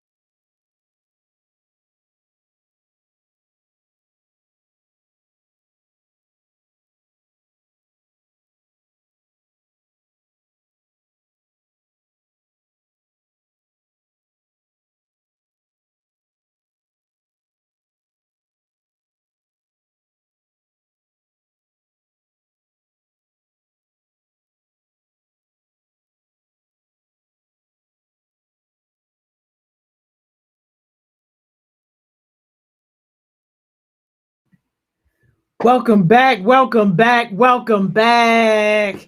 Yo, can y'all believe we had our last session of the day already? Yo, I don't know about y'all, but I'm having a great day at work today. I'm having an amazing day at work today. I hope somebody else is having a great day with me. Y'all know how we do at 12 o'clock, yo. We got to get our other fave on here, y'all. Miss Money Mo, what's up? Hey, how are you? Man, I'm so blessed, yo. Been having a great day. How you feeling today? I'm good. I'm good. It's Friday. So Friday always feels a little different. Just a little bit. Just a little tad tiny bit. A little bit. Great session today so far, even though it was unexpected in the Simone session. But great session. Yo, don't even get me started, yo. I know, right? But they said they gonna work it out, so I ain't worried about it. And it was gonna be a good one. If it was the session that I think it was, it really was gonna be a good one. It was gonna be a blessing. But all right, yeah. Well, you know what? I'm excited to see what it look like next week because they said that they gonna try to do it again, so we gonna see. Okay, that sounds good. Listen, that sounds good. And shout out to who won D. And if we could find did you find D? Did you find D and Minty, yo. D and Minty, yo. Don't stop, yo. Shout out to them for getting the blessings. Yes, yo. Hit you in the head with them $100 blessings, yo. Man, listen. I don't know what other job is doing this. I don't. Not that I know of. I haven't seen it. I don't know. Listen. I don't know no other job that's doing this. And look, I wasn't going to say this, but just because you kind of brought it up a little bit, hey, yo, they know yourself. Go ahead. For real, yo, because you know I got a weakness for transparency. What is it? Like, yo, somebody left our job, yo. Why do you wait until... I just feel like everybody waits until 12 o'clock for just the... Go ahead. No, mine is just like a little 5-second update, yo. Like, somebody resigned from Heart Smiles, put in their resignation respectfully, which I understand, but resigned, yo, because they felt like they should have got a blessing and they didn't. Yo, I'm not knocking nobody. All I'm saying is like, yo, that's just the wrong attitude to have about anything. Like when it comes to just life in general, you should not be expecting anything. And like when you really doing your work, like your work is going to speak for itself. And you quitting because you didn't get something that like you're not even entitled to, like, yo, the sense of entitlement to me is just like off the chain.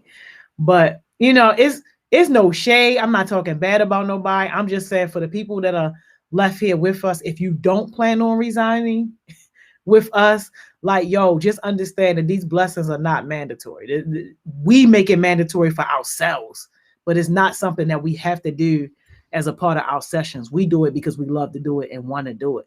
But like, yo, when people think that that's just the expectation, yo, it's just, I don't understand that level of entitlement, yo. I'm fine.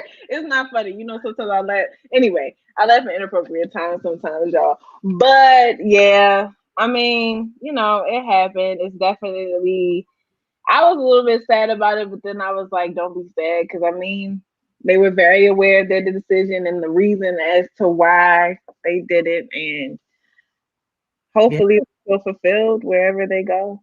Yeah. Like, no, what else is you gonna go that's like, you know what? All right. Not, you know what? All right. It's out of my hands. It's out of your, wait. Don't wipe your hand. That's out of your hands. You wiping your hands with it, or it's just out of your hands? Oh, all right. You know what? Let me wash my hands. Same. Okay. It's the same thing. It's okay. It's all right. I'm stressed out about it now. Because where did that even come from? Okay. Is somebody knocking at the door? Oh, yes, yo. Is that what we did? Coach Johnson. What's up, Miss Joni? How you feeling? Good to see you. You looking all college fresh. Thank you. I'm feeling good today. It's a good day. Had to hop her session. But she cussed me out again. You know, she been cussing me out. Like, you been getting cussed out? Yes, Miss Moore been cussing me out every day, y'all. Dang. Every day. It's like, no, she ain't been We're cussing me out. exaggerating. Yeah. But she was a little upset with me. She was a little upset that I joined a session earlier than I joined now, but I'm here. So No. Let's back it up. I'm here. I'm here. No. Okay. Hello, Shalal. Let's start off with that. Let's back it up as to why I be upset at you. Let's back it up. Yes, you did not join as early. Wait a minute. You did not join as early as you're supposed to. But what happened before that? The law firm. I had a meeting. Okay, since you don't want to tell it, I'm gonna tell it. So ever since last year, Shalal would schedule sessions with me. Yeah, now y'all know the relationship that we had, right? He would schedule sessions with me, and then either the day before or the hour before or 30. Not the hour before. It always be the day. I'll always let you know. Wow, a day. You stand her up. You stand. I always let you know a day before. I don't stand her up. I let her know. I reschedules. Listen. Only reason why I rescheduled this time, right? Because the law firm, Ms. Franklin, she really wanted to talk to me, so I was like, all right. I'm gonna have to I'm gonna come back to Ms. Mo's session. You feel me? Like if we got 6 weeks here, or like 5 weeks here, so I'm gonna come back to a session. I just had to hop in that meeting for that day. Now listen, if we want, I could be the meeting on my phone, and I could be success sessions on my computer. No. We can do it like that. I need 6 Paul Bears, please. Huh? You said what? I need 6 Paul Bears. Oh no! Because it's okay. Because he's putting his little self in the hole. He putting his little self. I need 6 Paul Bears to come and help me with this one. All right, well then I'm naming mine. So I want Elder, Jada, Mar, Charles, Elder and Zion. Is right in your coffin. I mean, Zion. Elder will be the first one. Like, you want me to do what? Oh no! Can I just type it in on the computer? Elder's doing no manual labor. It's not happening. All right, well then give me Cam. Then give me Cam. I take Cam.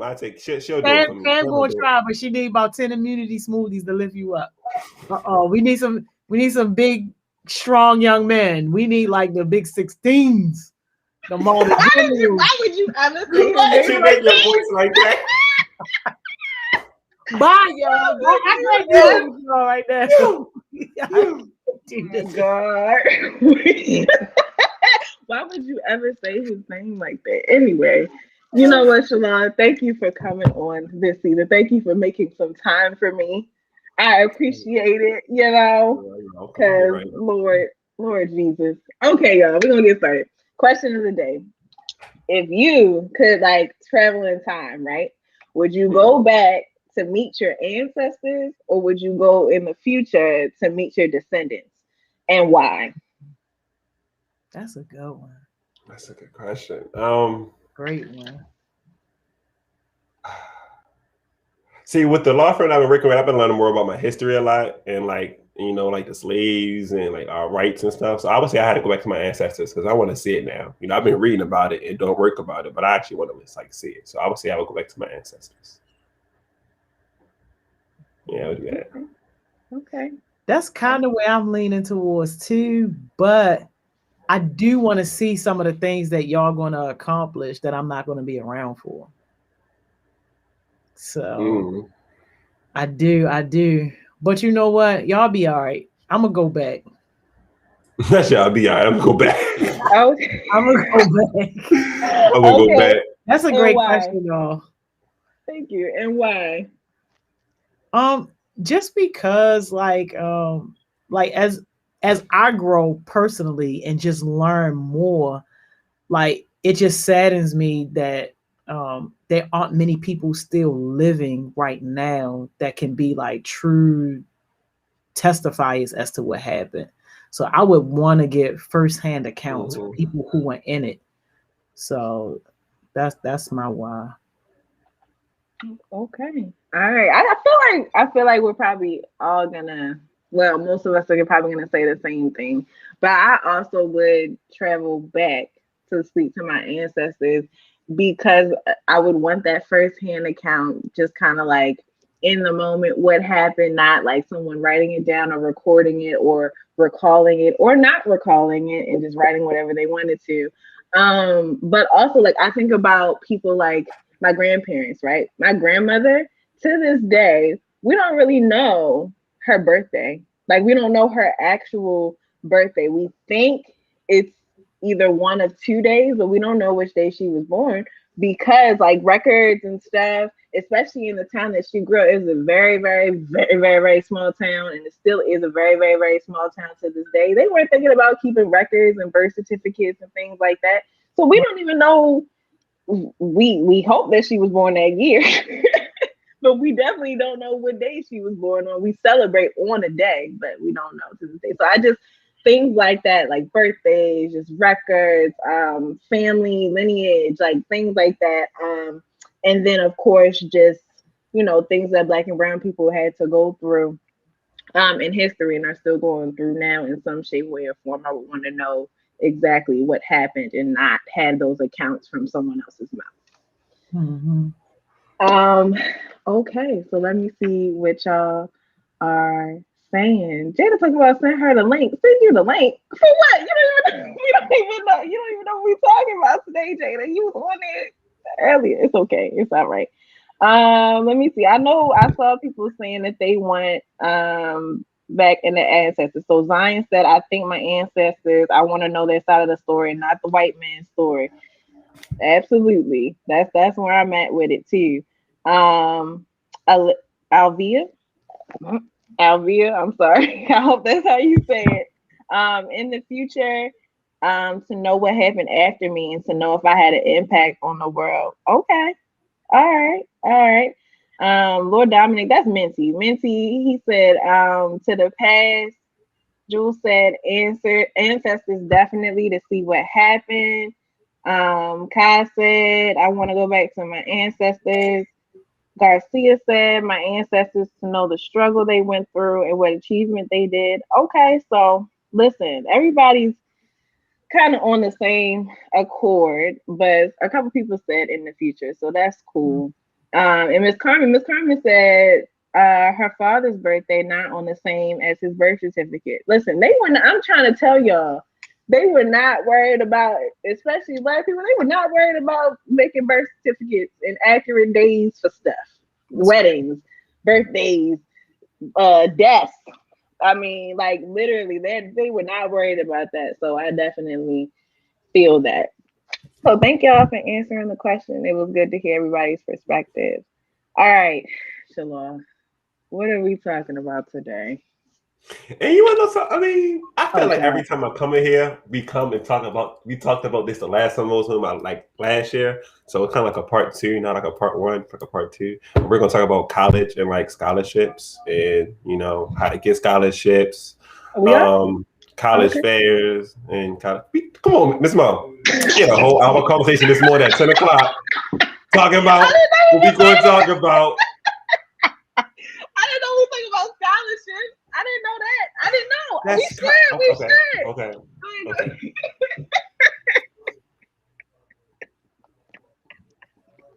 I'm sorry, Shalom. I'm sorry. I'm gonna stop playing. It's me. Go ahead. Anyways, we're gonna talk about college today, college universities, how to get scholarships, and some other like college fairs. I know me in college it's a new life. It's definitely a new life. Ms. Joni, I think we should make a Hard Smiles University for real.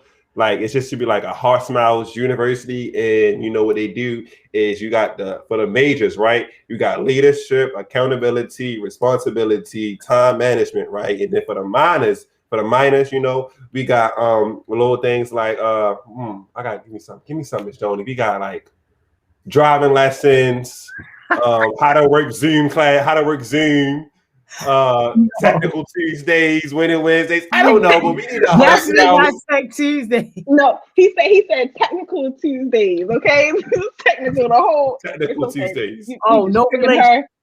You just triggered her. Please don't. I really believe that we need like a Hearts Miles University. Like that would be tough. Like the That's building would not be the red first- and white and black. Come on, Miss Jones. That's not Come the on, Miss first time somebody said that.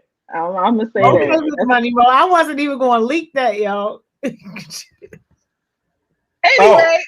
So it's not supposed to be leaked. So it's something that I don't know. No. It's nothing in the works. It's nothing in the works. No. But what she said, that's not the first time somebody said that. Like somebody has proposed that.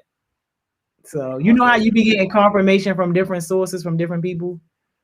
Oh, there you go. I mean confirmation. I just confirmed what they talked about. Yeah, we should get that in the make. listen again. That's not that. Come on, I'm about to read Charles's comment because it's in all caps. The hate be so real and the love be so fake. I can't even tell the difference. Salt and sugar look the same. Oh. But I bet you'll never see him promoting Tech Tuesday. Okay, so I bet you never see him posting a clip of Tech Tuesday. He don't even invite y'all to Tech Tuesday. Why? He don't even know it exists. All right, I'm shutting up. I'm done. Tell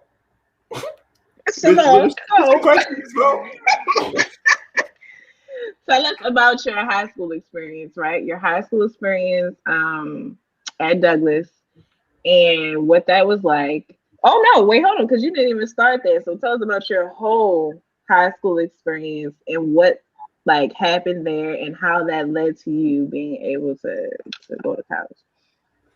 Well, I started at Murgo. I started my freshman year at Murgo. For anybody who doesn't know, I started at Murgo. For like the first couple months at Murgo, I was doing good. Then, I started hanging with the wrong crowd. There's fights like every week. I got in like 4 fights in like a month. And they tried to like suspend me out of all Baltimore City public schools. And they was like, either do that or you transfer. So I transferred and went to Douglas. When I came to Douglas, I don't know if y'all know, but I was a little bit of a bad child. Like I always had that little bit of me that just wanted to do things that I just didn't want to follow the rules. But it was just very, very small. But that was like my 9th and 10th grade year. So my 10th grade year, I went to Douglas and I think I just changed. I met like 2 friends called Avery and Eric. They came from digital, and so we just became real close friends. We joined JLTC together. JLTC definitely was one of the programs that helped me out a lot. And then my principal actually knew my mother and father because my mom and dad actually went to Douglas, and that's where they met each other. That's how I got here from Douglas, basically. So my whole family went to Douglas. So like my whole family, everybody in Douglas knew me. So they kind of was looking up to me, make sure that I was like doing the right thing, doing on the right track. 11th grade year, I got in contact with Hearts Miles. So that's how after 11th grade year, 12th grade year, well, between my 10th and 11th grade, that summer, I got in contact with Hearts Miles. And then ever since then, I just really been changing. My 12th grade year, I saw Coach Morris get shot in Douglas. That's when when that guy got shot in Douglas, I was there. So I saw that. That was pretty traumatic. But after that, it was like in my 11th grade year, we had our college fair.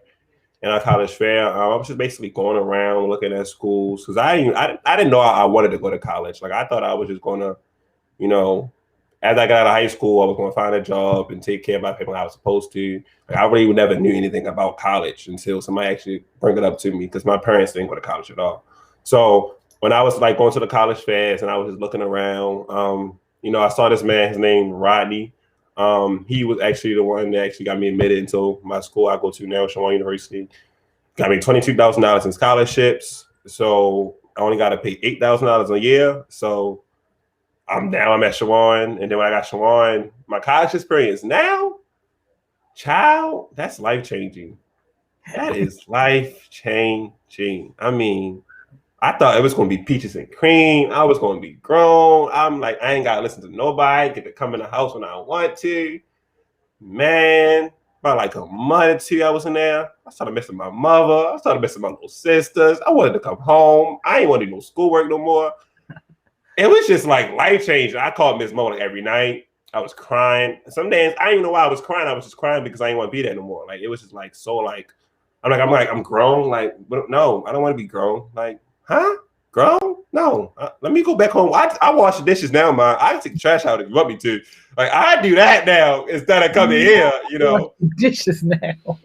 So, but no, I mean, I definitely say, like, when I was there at college and when I was going through that experience, you know, I couldn't come home. I couldn't come home when I wanted to. So I was like, well, I just got to deal with it here. So started dealing with it at school.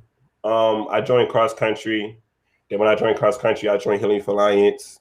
And I joined Healing for Alliance. When I joined Healing for Alliance, I joined Miss Nia. So like everything started playing in the works for me. Like everything was going good for me. So once I like started experiencing like my depression state back in college and stuff, Healing for Alliance came, and then I got a Healing for Alliance. And then I started talking to Miss Nia more about it. So like everything started playing out. But it's definitely not how people look at it on the TV shows and like your movies where like on frat parties and it's definitely not like that. Like leave from high school, leave from your family, and then coming to college and then being by yourself, it's going to be hard, especially if you're real close to your family. So it was hard for me. Like Miss Joni, Miss Mo, y'all remember them nights where I used to call y'all in the group chat? Like it was hard. Like it was hard. Like hard. But I definitely overcome it because it was like I knew what I want. Like I wasn't going to drop out of college just because I wanted to go home. That wasn't my goal. I was like, I gotta be grown now. Like I gotta be myself. And I was not trying to live that. I was not trying to be grown. I was not trying to be out here paying car insurance bills and phone bills. Like I got more bills in a little bit now. You know, like only bill I had in high school was a phone bill. Now I got insurance. Who paid? First of all, real quick, why am I paying $300 in insurance? I don't like that. Like insurance, you know, then we got to think about life insurance now. I got to think about policies and stuff like that. So like definitely growing up, going to college, you really growing up and being your own person. And I wasn't ready for it. I thought I was just going to go there and have fun. And that wasn't the one. That wasn't it. That wasn't me. Okay. Zion said, do you think it would be different if you went to college in state? Yes and no, only because I didn't want to attend a college in state. I wanted to go far away. Yeah, I wanted to go far. I already knew from the jump I didn't want to be in Baltimore when I go to college. I specifically didn't apply to any colleges in Baltimore. Like I didn't choose Morgan. I didn't choose the Boys. I didn't do none of that. I choose everything outside of Maryland. So, I mean, if I think about a state in town, I probably wouldn't miss my family, but the schoolwork and still trying to be able to be grown, that still would have came into play. Sure. All right. I saw Dante's comment saying that's because frat parties only happens when you go to HBCU. Not true, Dante. Tell that to the Towson people. I'm about to say, tell that to Towson. And not true at all. Your party spilled over to York Road. Listen, I've seen some things in my time. I've seen. Yeah, I went to PWI. Listen, I've seen some things. But Shalon, you've seen some things as well. And been in some spaces that maybe you feel like you should have not been. I didn't think the world was like that. You know. Oh, the world is like that. The world is like that. Which he built different.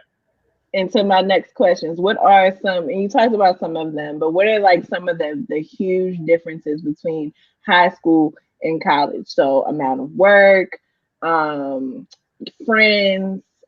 social scene, like things like that. What are some of the biggest differences? Now, I can say one thing for me, just probably just my opinion, but the schoolwork wasn't hard.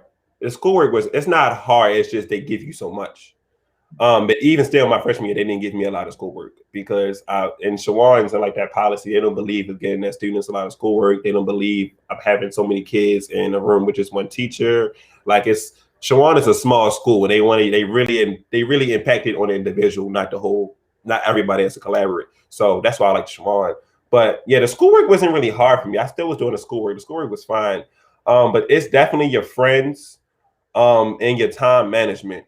Like in high school, you got to get up 6 o'clock in the morning to go to class, and all your classes is in one building. You get out this class, you walk down the hallway, go to this class.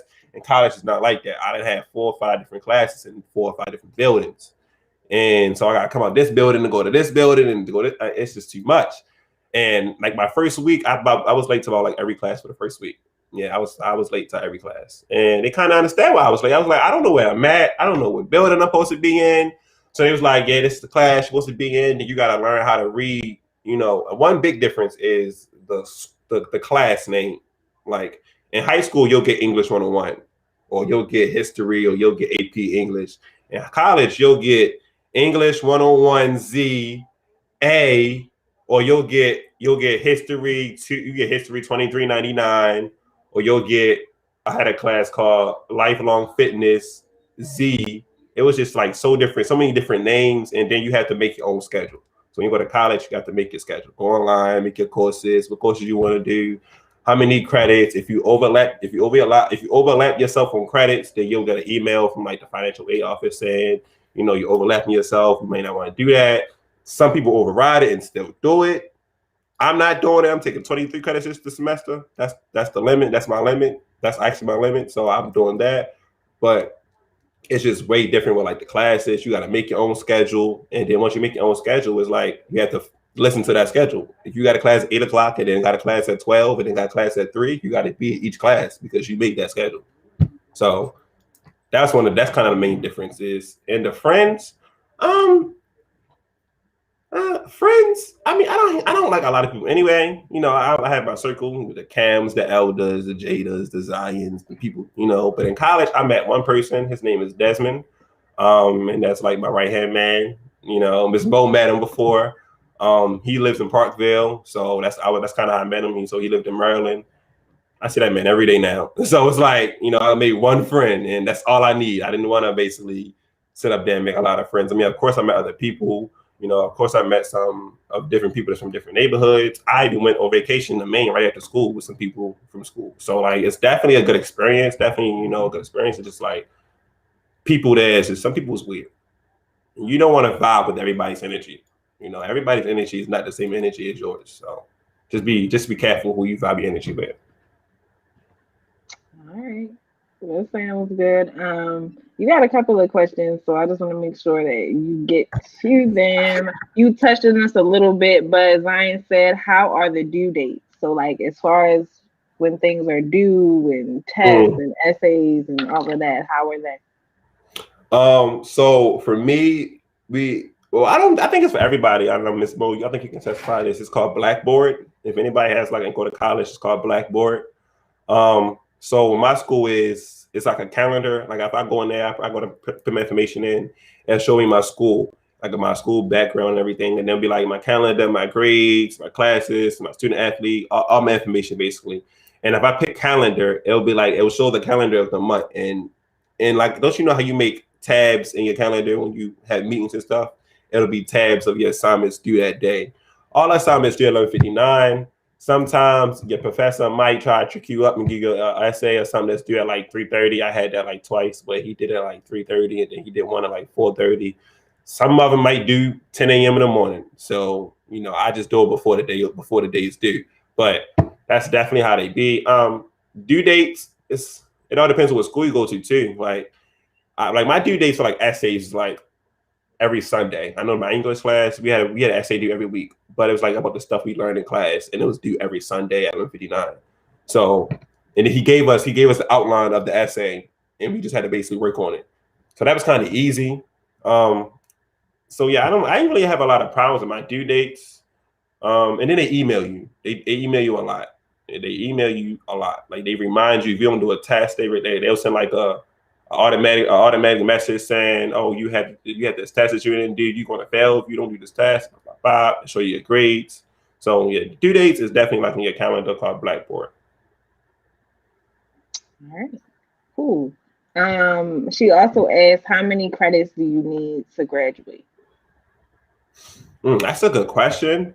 I don't even know. I know. Put it this way. So I run cross country at my school. So I like this past semester, I ended off the year with 23 credits. You're supposed to end up the year with like 24, I believe, to be a student athlete. I had 23, so I had to take a summer class, and that was like 3 credits. And now I have 26 credits.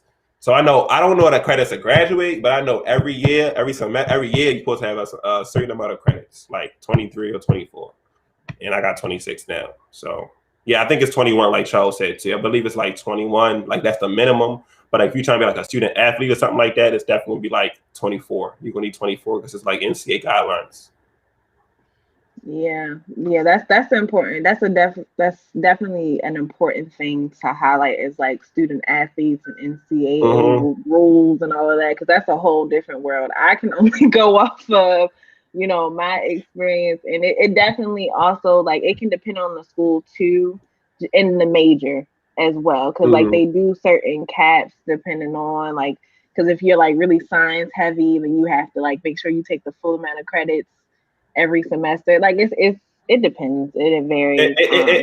With the NCAA, it gets tricky. Like it gets very, very tricky. NCAA, like so for all the student athletes, I know like Zion, in Big 16, if you want to do football and stuff and in college, stuff like that. Like when you're trying to commit to the NCAA, you have to be very sure what you're committing to. Because once you commit to NCAA, it's like you're in a contract, and if you if you like void that contract in any type of way, it could be serious consequences behind your contract. Right now, I do cross country, so it's like I'm basically gave them my rights to drug test me anytime they want. They can basically do any type of like I can't. Well, now they made a new law where as though I can be signed with anybody like Under Armour and stuff. But at first, it was like you couldn't sign with you couldn't sign with Under Armour, you couldn't wear their clothes, you couldn't promote nothing on your page. Like it was like even like with my business, I had to be very discreet about the things I post on my page, or NCAA would tell me to take it off. I can't promote certain things. Now it's a new law. It's not. I don't want to say it's a law, but it's like a rule. Like you can do that now and you can actually get paid for it. So that's happy. But like. They definitely can still drug test you whenever they want to. You definitely can with your credits. If you got under 2.0, they can redshirt you, or they can either redshirt you, or they have the choice to actually just let you go as a whole person. So like you won't be on the team no more, and you can't join any NCAAs. If you get caught like with like say for instance, if you in a fight with somebody in school, and it gets sent to the rest of his life, and it gets sent back to your coach, then NCAA them like you off, you can't be fighting. If you ever get like suspended or anything outside of school, you can still get charged with inside of school. And that's the one thing I didn't understand. I'm like, no, you can't. Trust me, you can. I know some people that got tickets back at home and that school was calling them like, yeah, you have 2 tickets suspending. You got to pay these tickets. I'm like, it gets serious. I'm like, how do they know that? Because it's like, once your name is ran through the system, it's ran through you're a student and you go to a certain school. So they got to let that school know. So yeah, that's kind of what I deal with every day on a day-to-day basis. Okay, listen, that's a whole lot. Like I said, that student athlete life, that's a whole different world. At least in my eyes, that's a whole different world. It's a whole different world. Yeah, in my personal experience, like I saw the separation. Like it was just it's a whole different thing. I'm gonna ask Donovan's question, and I'm gonna give Miss Joni an opportunity to say, or ask anything that she wants to. But Donovan asked, can you change your schedule after making it? Yes, you can change your schedule. It's they had this window. I believe don't quote me on it, but I believe it's like the first 20 days once school starts, you have like 20 days to drop a class or add a class. But again, on Blackboard, or like even get emails, they will send you an email saying, hey, this is the last day I drop a class. Hey, this is the last day to add a class. And if you drop a class too late, it'll go in your transcript as a W. I did that before. So I wouldn't recommend doing it, but I did it before and it's on my transcript as a W. But once you do that, you'll probably have to take another class to fill out those credits that you dropped. So yeah, you can definitely drop it. But you make your schedule, and the first time when you make your schedule, you want to make your schedule to where it's the point you don't want to drop your classes. Because the more you drop your classes and stuff like that, it builds up. And people can see how many times you drop the class, how many times you added a class. You don't want to do that. So just make sure when you make that schedule, you want to actually commit to that schedule. Yeah, definitely. Ms. Joni, anything that you wanted to ask or know more about? Well, yeah, so I had a question for you, Coach. So when you were talking about like how early on in your high school career, like you was kind of hanging around the wrong crowd, not necessarily doing like a lot of the things that you knew you were supposed to be doing. Like, did you always know even then that you wanted to pursue college? And like, how did it like come about, especially with you being first generation college in your family? That's where it came from. Me being the first generation of college. It's because I knew my mom and dad didn't go to college, so I wanted to go to college. Like, I'm gonna give you guys like I want to say five, it's like top 3 goals of myself. So when I was in like 9th grade, I gave myself 3 goals. My first goal was not to have a baby by 18 or 19. And that was kind of to beat my parents because my mom had me at 18, my dad had me at 18. So that was to beat my parents at not having a baby at 18. So I beat that one. Second one was actually a high school diploma. My mom couldn't get a high school diploma. She couldn't finish a high school diploma because she was pregnant with me. My dad did. So I got my high school diploma. And then my third one was to go to college because my mom and my dad didn't go to college. I went to college. So I beat all 3 of my goals. And once I knew I beat all 3 of the goals, I knew I was be a better person than when I was in 9th grade. But when I was in 9th grade, like I knew I had to do it, but I was like, I have so much time left in my hands that I have this time to basically play around. And I shouldn't have did that. I should have hopped on it when I was in 9th grade. But, I came up now. But that was my 3 goals. I beat my 3 goals. And once I knew I was going to beat my 3 goals, I was like, I'm going to be straight. I love those goals, yo, especially that first one. Yeah, I had to. Yeah. When I did that, when I turned 18, I was like, hold up. I ain't got no babies. Oh, yeah. I'm good. I'm straight. I ain't got to worry about nothing. I'm good. I'm happy. So, yeah, that was one of my biggest goals. Okay. All right. I had one question and I forgot that question. So I'm going to just move on to the other one I had because I think we only had time for well, it was really important. I'm so mad. Like I literally had it. I should have written it down because I'm so mad about it and it's not going to come back. Okay. Anyway, if you had to tell somebody, like, let's say somebody's kind of on the fence, right? They're like, I kind of want to go to college. I don't really know. Like, what would you tell them? No, I remember my question now. It's okay. I'm going to continue this one. just write that one down, though. Write that one down so you won't forget it. That's all. What would you tell somebody that's on the fence about attending college? Now, I'm going to be completely honest. College is not for everybody. School is not for everybody. So I would definitely say give it a try. I know some people that kind of just came to school just for a semester just to give it a try, because, college is not for everybody. But you don't want to sit there and just not go because you just don't want to go, just like at least give it a try. You never know that feeling like you can't, I can't say feeling, but it's like, you can't judge a book by its cover. Like you can't just be like, oh, I just know college is going to be hard. Like all college is not hard, all schoolwork is not hard. You just got to push yourself and want yourself to be better. But if you once you do that, like that first semester, like that first year, and you feel as though that it's not the right college for you to go to, or it's just college is just not for you at all, then hey, do what you want to do. But I would definitely say if you're on a fence, just give it a try. Just try for a year. I wouldn't say a semester because semester is only like a couple months. I would say a year. Just get that whole year out of the way. So even when you do feel like, say, for instance, 2-3 years later down the line, you want to go back to college, you'll have that freshman year out of the way. I see. That's good. That's good advice. Kai said, how long did it take you to adjust? So I guess it's like a time frame. How long did it take you to adjust to college? Started college in August. I would say I was done adjusting like in the January, February. Yeah, that's when I was basically like, all right, I'm set in stone. This is what I'm gonna do now. Yeah. Okay. Yeah. And like the winter time is always a bad time, just for me. Like mental health wise, winter time, I hate it. So I would say like in the January, February. Okay.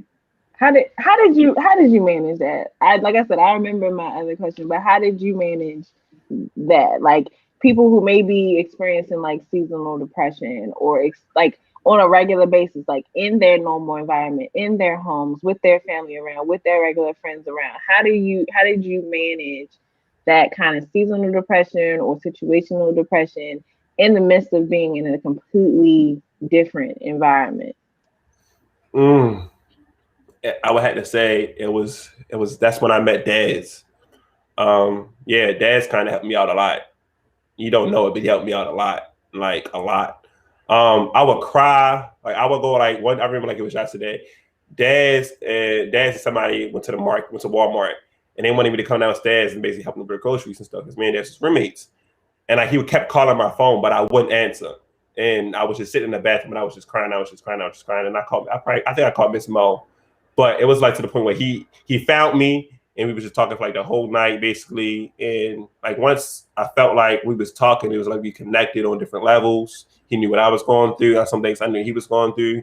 And then after that, it's like the bond we had. It was like anytime like I felt myself going into a certain way, or anytime he felt himself going to a certain way, it's like we automatically know each other. Like we'll know how each other text now. We know how each other look when we drive. We know how we drive. Like everything is like we know each other. So if something was to happen or something doesn't feel right, we can come to each other and be like, "Oh, what's going on? Why you feel like that? Why you doing that?" Because that's the kind of connection we had. So I would say Daz was definitely the connection I had. And then sports. I joined sports back in January. I wasn't trying to be a student athlete when I came to school. I really was trying to go to school, but I was like, I need to do sports again. So I got into cross country in January. So yeah. Okay, so basically just having like the support of a person or a couple of people was really, really important. And then extracurricular activities and student activities were very helpful. Okay, got it. Last quick question. I'm gonna tack my question on the end of it because I really want people to know. Okay, so Dante said, does your college have like medical classes, like medical and like in the science classes? And then my little question is just let everybody know exactly what you're majoring in and why you chose that major. Then make it quick because we got 2 minutes. I got you. Yes, my school does offer medical classes, but my school was more into criminal classes, and that leads into Miss Mo question. My major is I don't major in criminal justice and psychology. My minor would be a pre-law track, or whatever. My minor would be a pre-law track in history. And why I do it because I want to become a lawyer, and after I have my lawyer, I want to be my law firm at 25. So yeah, that's how I want to do it. All right, yeah, we on time, y'all. Okay. So we're gonna do Jules. I'm gonna go first, and I'm gonna let you go last because that's really how it's supposed to go. But then I always forget to go first. Anyway, my Jewel is no dream is ever too big. Like if y'all wanna like go to college, you absolutely can. If you wanna become whatever you want to become, you absolutely can. Just make sure that you do the hard work behind it because it's not just gonna float into your lap. Facts. My Jewel, I would say, okay, my Jewel is this. Adjustment is like a zipper. It's like you know how they have the little zippers? Adjustment is like a zipper. You can choose how far you want to adjust and when you want to adjust, just like how you can choose with a zipper. So basically the moral of the story is adjust to your comfortability. If you want to adjust to it fast, then zip it up. If you don't want to adjust to it, bring it down. Okay. All right, sorry, I like that a lot. Okay, go ahead, man. All right, y'all. Thank you, Shalon, for coming. I appreciate you making time for me in your busy schedule. I love you so much. Thank you. Palm tree. Thank y'all so much. Thank you, Coach. This was a great session. Thank you, Miss Money. You're welcome. See you next week. See you guys. See y'all. Yo, oh my gosh, yo, such an important conversation. And yo, I would say anybody that's thinking about the college situation, yo, definitely make sure that you connect with Miss Money Mo and also Miss Simone too, because they are real good about helping you find and write for money, grant money, scholarship money, and all that stuff. If you're thinking about the college route. But yo, can y'all believe it? It's our last session already. You ain't off of work though. Don't misunderstand. You ain't off of work, but this is our last session. So look, after you take your break, then you're going to take your lunch. When you come back from lunch, report to your team meeting. By now, everybody should already know what team meeting they are reporting to. But if we happen to have anybody that still doesn't have a mentor or still don't have a team meeting to go to, but you want to go to a team meeting, yo, not to play around. This ain't to go to play around or just sit there just to say that you was there. These meetings are for you to really have an opportunity to talk about some of the lessons that you might be learning, how you are applying those lessons, and more importantly, what goals you have for yourself and how we can support you in making sure that you are able to reach those goals. So when you click the link in the bio on Instagram, y'all know I got the links right there. You can click on any meeting that you want to attend if you aren't already assigned to go somewhere. So I see Coach and Chaos Smoothies and all them already plugging in their meetings. Their meetings are open, y'all. So y'all are welcome to come and go to those meetings. And yo, the other stuff we talked about, if you want to get in on the $100 challenge, y'all, I got that on the announcement sheets for the Dr. Golden Vax Challenge. The details and all that stuff we talked about is right there. So just use that hashtag and you automatically enter it. Yo, at this point, is no like number or limit as to how many people could potentially win the $100. We're just looking for some really creative, engaging posts. So all the details and all that stuff is right there. All right. Y'all know what I'm going to say, yo? Don't act like you don't know what I'm going to say. After you get off of your team meeting, that might be the end of your work day, yo. But that should not be ending your day. That should be starting your day, yo. After you get off your team meeting, yo, go be productive. Go be productive. It's going to be hard. It's Friday, the weekend coming up. You're going to have a lot of things competing for your attention, but you still going to have at least about 5 more hours left in the working day. And that's where you are going to have to decide, yo, you going to get lost or you going to discipline yourself and focus on your goals, focus on your version of success. Yo, don't be one of those people that's scrolling on TikTok, scrolling on Instagram, everybody making money off of you except for you. That don't make no sense. No, invest in yourself, yo. Invest in yourself, yo, please. And if you ain't got no goals, oh my God. I swear, yo, every time I think about somebody not having no goals, I get an instant headache, yo. But if you ain't got no goals, I swear, that's a bigger problem. And you got to address that first.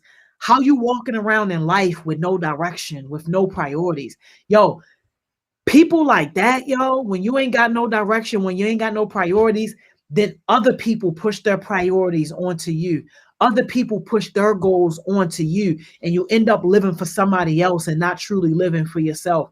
Yo, that's not what you want to do. But yo, please, Tizzy Tay already told y'all, don't hit me up. You ain't got no goals? Don't hit me up. I'm not the one, yo. I can't handle those type of problems, yo. No. Don't be on my phone if you ain't got no goals. If you don't have any goals and you serious about getting some goals, yo, connect with one of these OG Heartbeats. Let them help you create some goals. And the goals ain't got to be all crazy big. Start small. It's okay. The journey of 1,000,000 miles always begins with just one step, yo. Just take that first baby step and you will be on your way closer towards progress, closer towards whatever your version of success is. But you got to start somewhere, yo. You got to start somewhere. It's still going to be daylight outside, yo, by the time you get off of your meeting, yo. So you ain't got no excuses at this point, yo.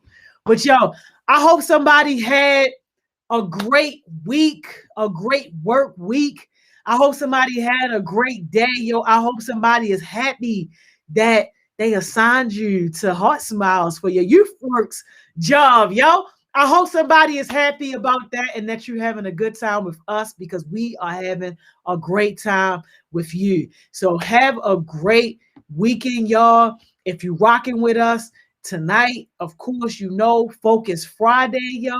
We'll see you tonight. That's at 7 o'clock on Instagram Live. And if you rocking with the team on Saturday for the Beat the Heat, make sure y'all connect with Marta General. You get to meet some of these heartbeats and Miss Mo, and I think Miss Simone gonna be there too. You get to meet some people in person at Eagle Park if that's what you want to do, yo. But if not, no hard feelings. I'ma see you on Monday, yo. You already know, 10 o'clock right here. Enjoy the rest of your day, y'all. I'm out of here.